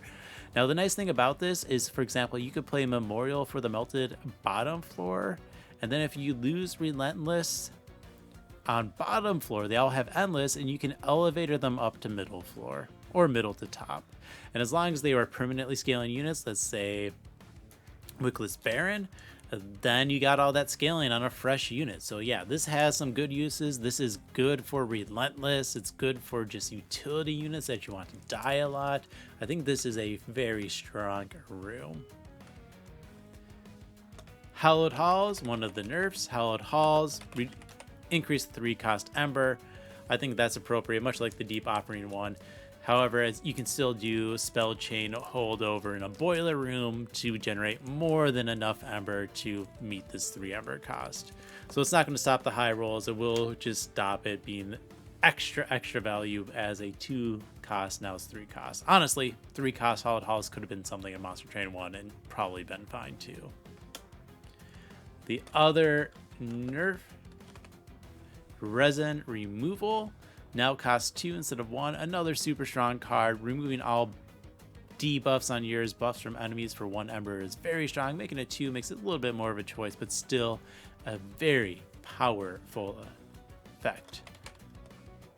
A Draft now is a 15 attack instead of a 10 attack, so that is a decent buff. You never say no to more attack when you get it. This does pair with our Hollow Drippings and buff to make it, a more viable unit. With the Lady of the House now getting an attack per Ember or for Burnout, the Draft heading more starting attack. Burnout strategies do get a little bit more oomph, and Hollow Drippings helps with that. It's now a 1 cost spell with Consume that applies Burnout 5, so that's the same cost increase, but it also gives +5 attack to friendly Burnout units. So now this is also some damage scaling.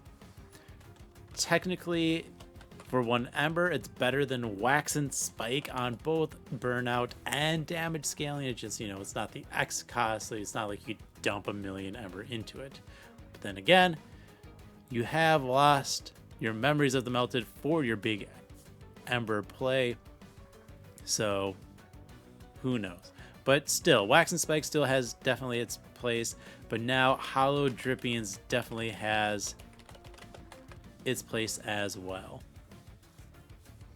And then I believe one last card buff, Legion of Wax, is now 16/16 instead of 8/8. I still think Legion of Wax perfectly serviceable in Monster Train 2. The main thing you want to find for it is a Tiny Stone.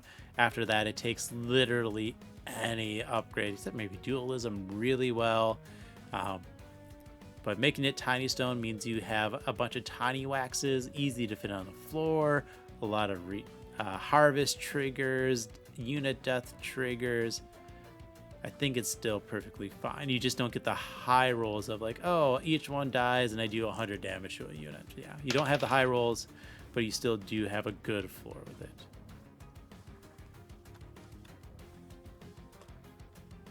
All right, and an artifact change. It's more, not less of a change, more of a correction is resin block.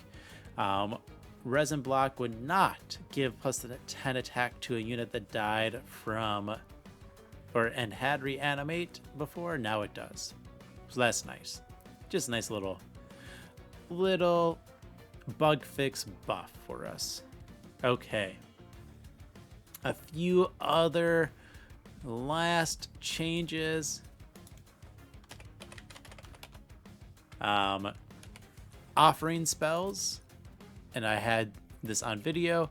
Offering spells slowed down the play speed when you played them. That is no longer the case. So the animation speed on offering spells now matches your game speed, which is great.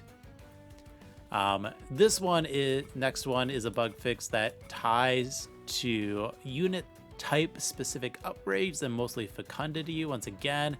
So things like Gurg's Goad, Wing Technology Melting Spout, the copies would gain additional instances of these upgrades. So if you Gurg's Goad a unit, that demon gets multi-strike 1. If it was fecundity, you'd have a copied unit and that would have multi-strike 2. Then the next one, when you get a new copy, would have multi-strike 3, then multi-strike 4.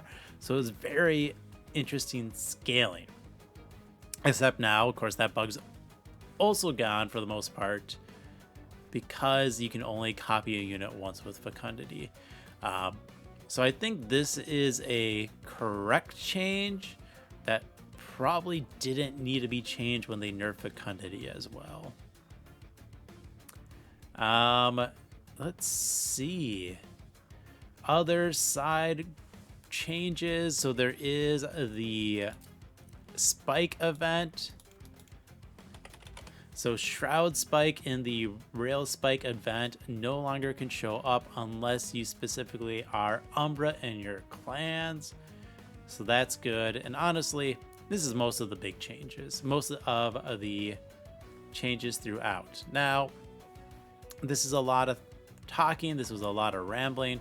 So I'm going to give you, let's do a top 5 changes, okay? I'm doing this on the fly. We'll see how this goes. Let's see if I can count to 5. Big change number 1 is it's going to be a combined. It's the play speed animation buff, okay? Morsels being able to play out rapidly is going to be a huge quality of life change, especially if you're morsel mage strategy. And paired with that, at number 5 is your offering cards. Offering no longer slowing down animation speed. I think those 2 animation speeds are a big quality of life upgrade. So I think, yeah, that's just wonderful. Okay, so that is big change number 5 of the top 5. Big change number 4. This is our Infinite Awoken Rail Spike, Votivary, Offering Monument, Gifts for a Guard, Deep Offering. The nerfs to all of these infinite enablers is going to have a big impact for a lot of people depending on how you play. Now, a lot of these cards are still super strong, still very usable, but that high ceiling of the infinite just is not there for a lot of these anymore. The nice thing about this, and I guess you can consider this a buff, especially for things like Deep Offering, Gifts for a Guard, I am now less likely to take Shattered Halo. You only see rare drafts for the rest of the game. And the opening ring at the hope for these infinites. Save myself the headache and unwanted bad situations. Okay, so I guess there's a buff there. So at number 4, the nerfing of infinite combos. That's a very big one. Number 3. Let's say at number 3, Iron Tongue. Now, I do once again think this is going to be a bit overrated of an equipment, but I do believe it has a very solid role. It plays in every single clan, gives every single clan access to backline clear. You put this on a quick unit, then you can clear out most small enemies.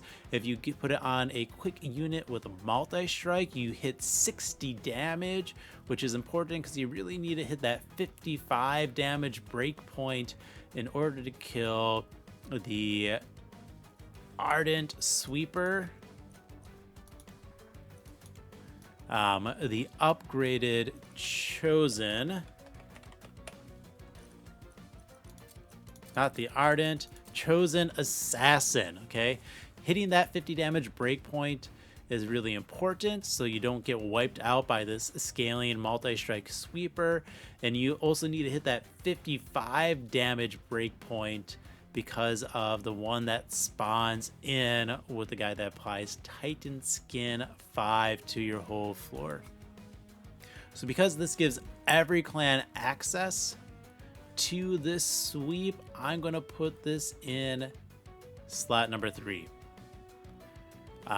Slot number 2 is going to go to something that was not really buffed, but is just such a good thing, and that is going to be Primordium. Okay, anytime you introduce new equipments, it's a buff for Primordium. Just going to point that out. You can pass on with the stats, so if you get equipments with new big scaling stats, that's a buff to Primordium, especially Stalwart Snack. If you have ones with status effects, that's a buff to Superfood. Okay, so if we just go equipment, we go all, we're gonna skim to see if we can find some of the new ones. I don't have all of them unlocked. Dusk Mantle, put that in the Eclipse Chamber with Superfood.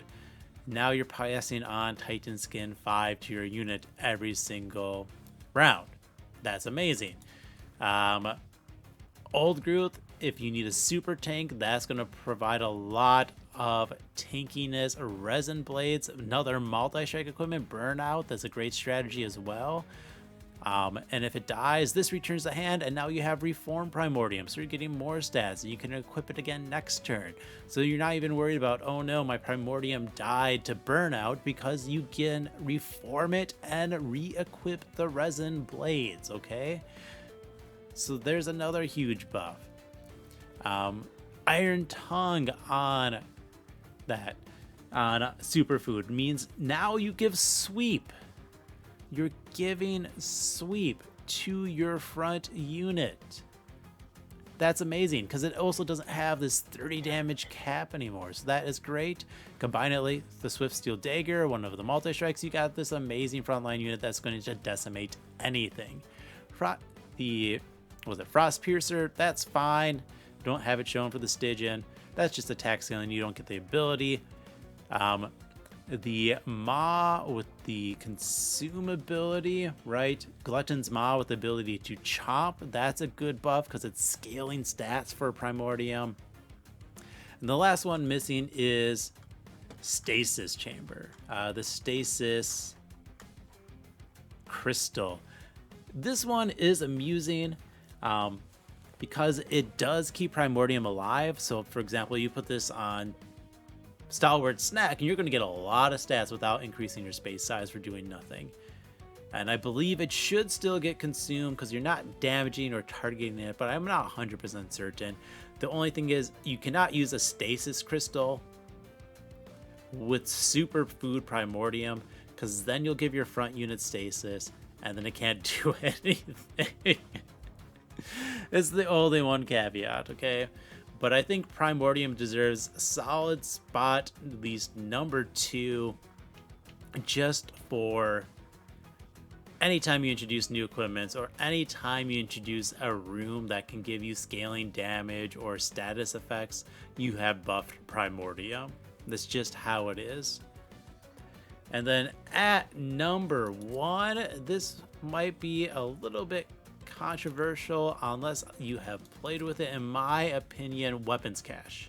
I think this is the top card in there. You put this on deployable, every single equipment now in your deck has employable and deployable and -2 Ember. I think this is the number one highest impact thing they have put in this patch. I think Weapons Cache is insanely strong. I have not actually played with it yet, but just theoretically, I mean, you can tell because it's not mastered, I think this is insanely strong, okay? All these new equipments, all the old equipments, what if they were free and you didn't have to spend gold to make them deployable? That's Weapons Cache for you, okay? I think this is number one. So top 5 big changes. Let's see if I remember them. We got animation speed increase for morsels and offering. That's great. We have the nerfs to infinites.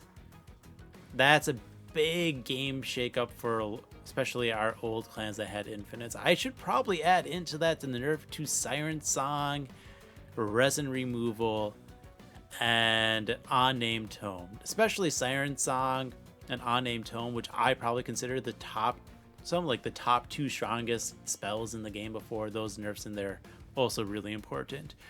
Number 3, Iron Tongue, because it gives all clans access to backline clear pretty readily.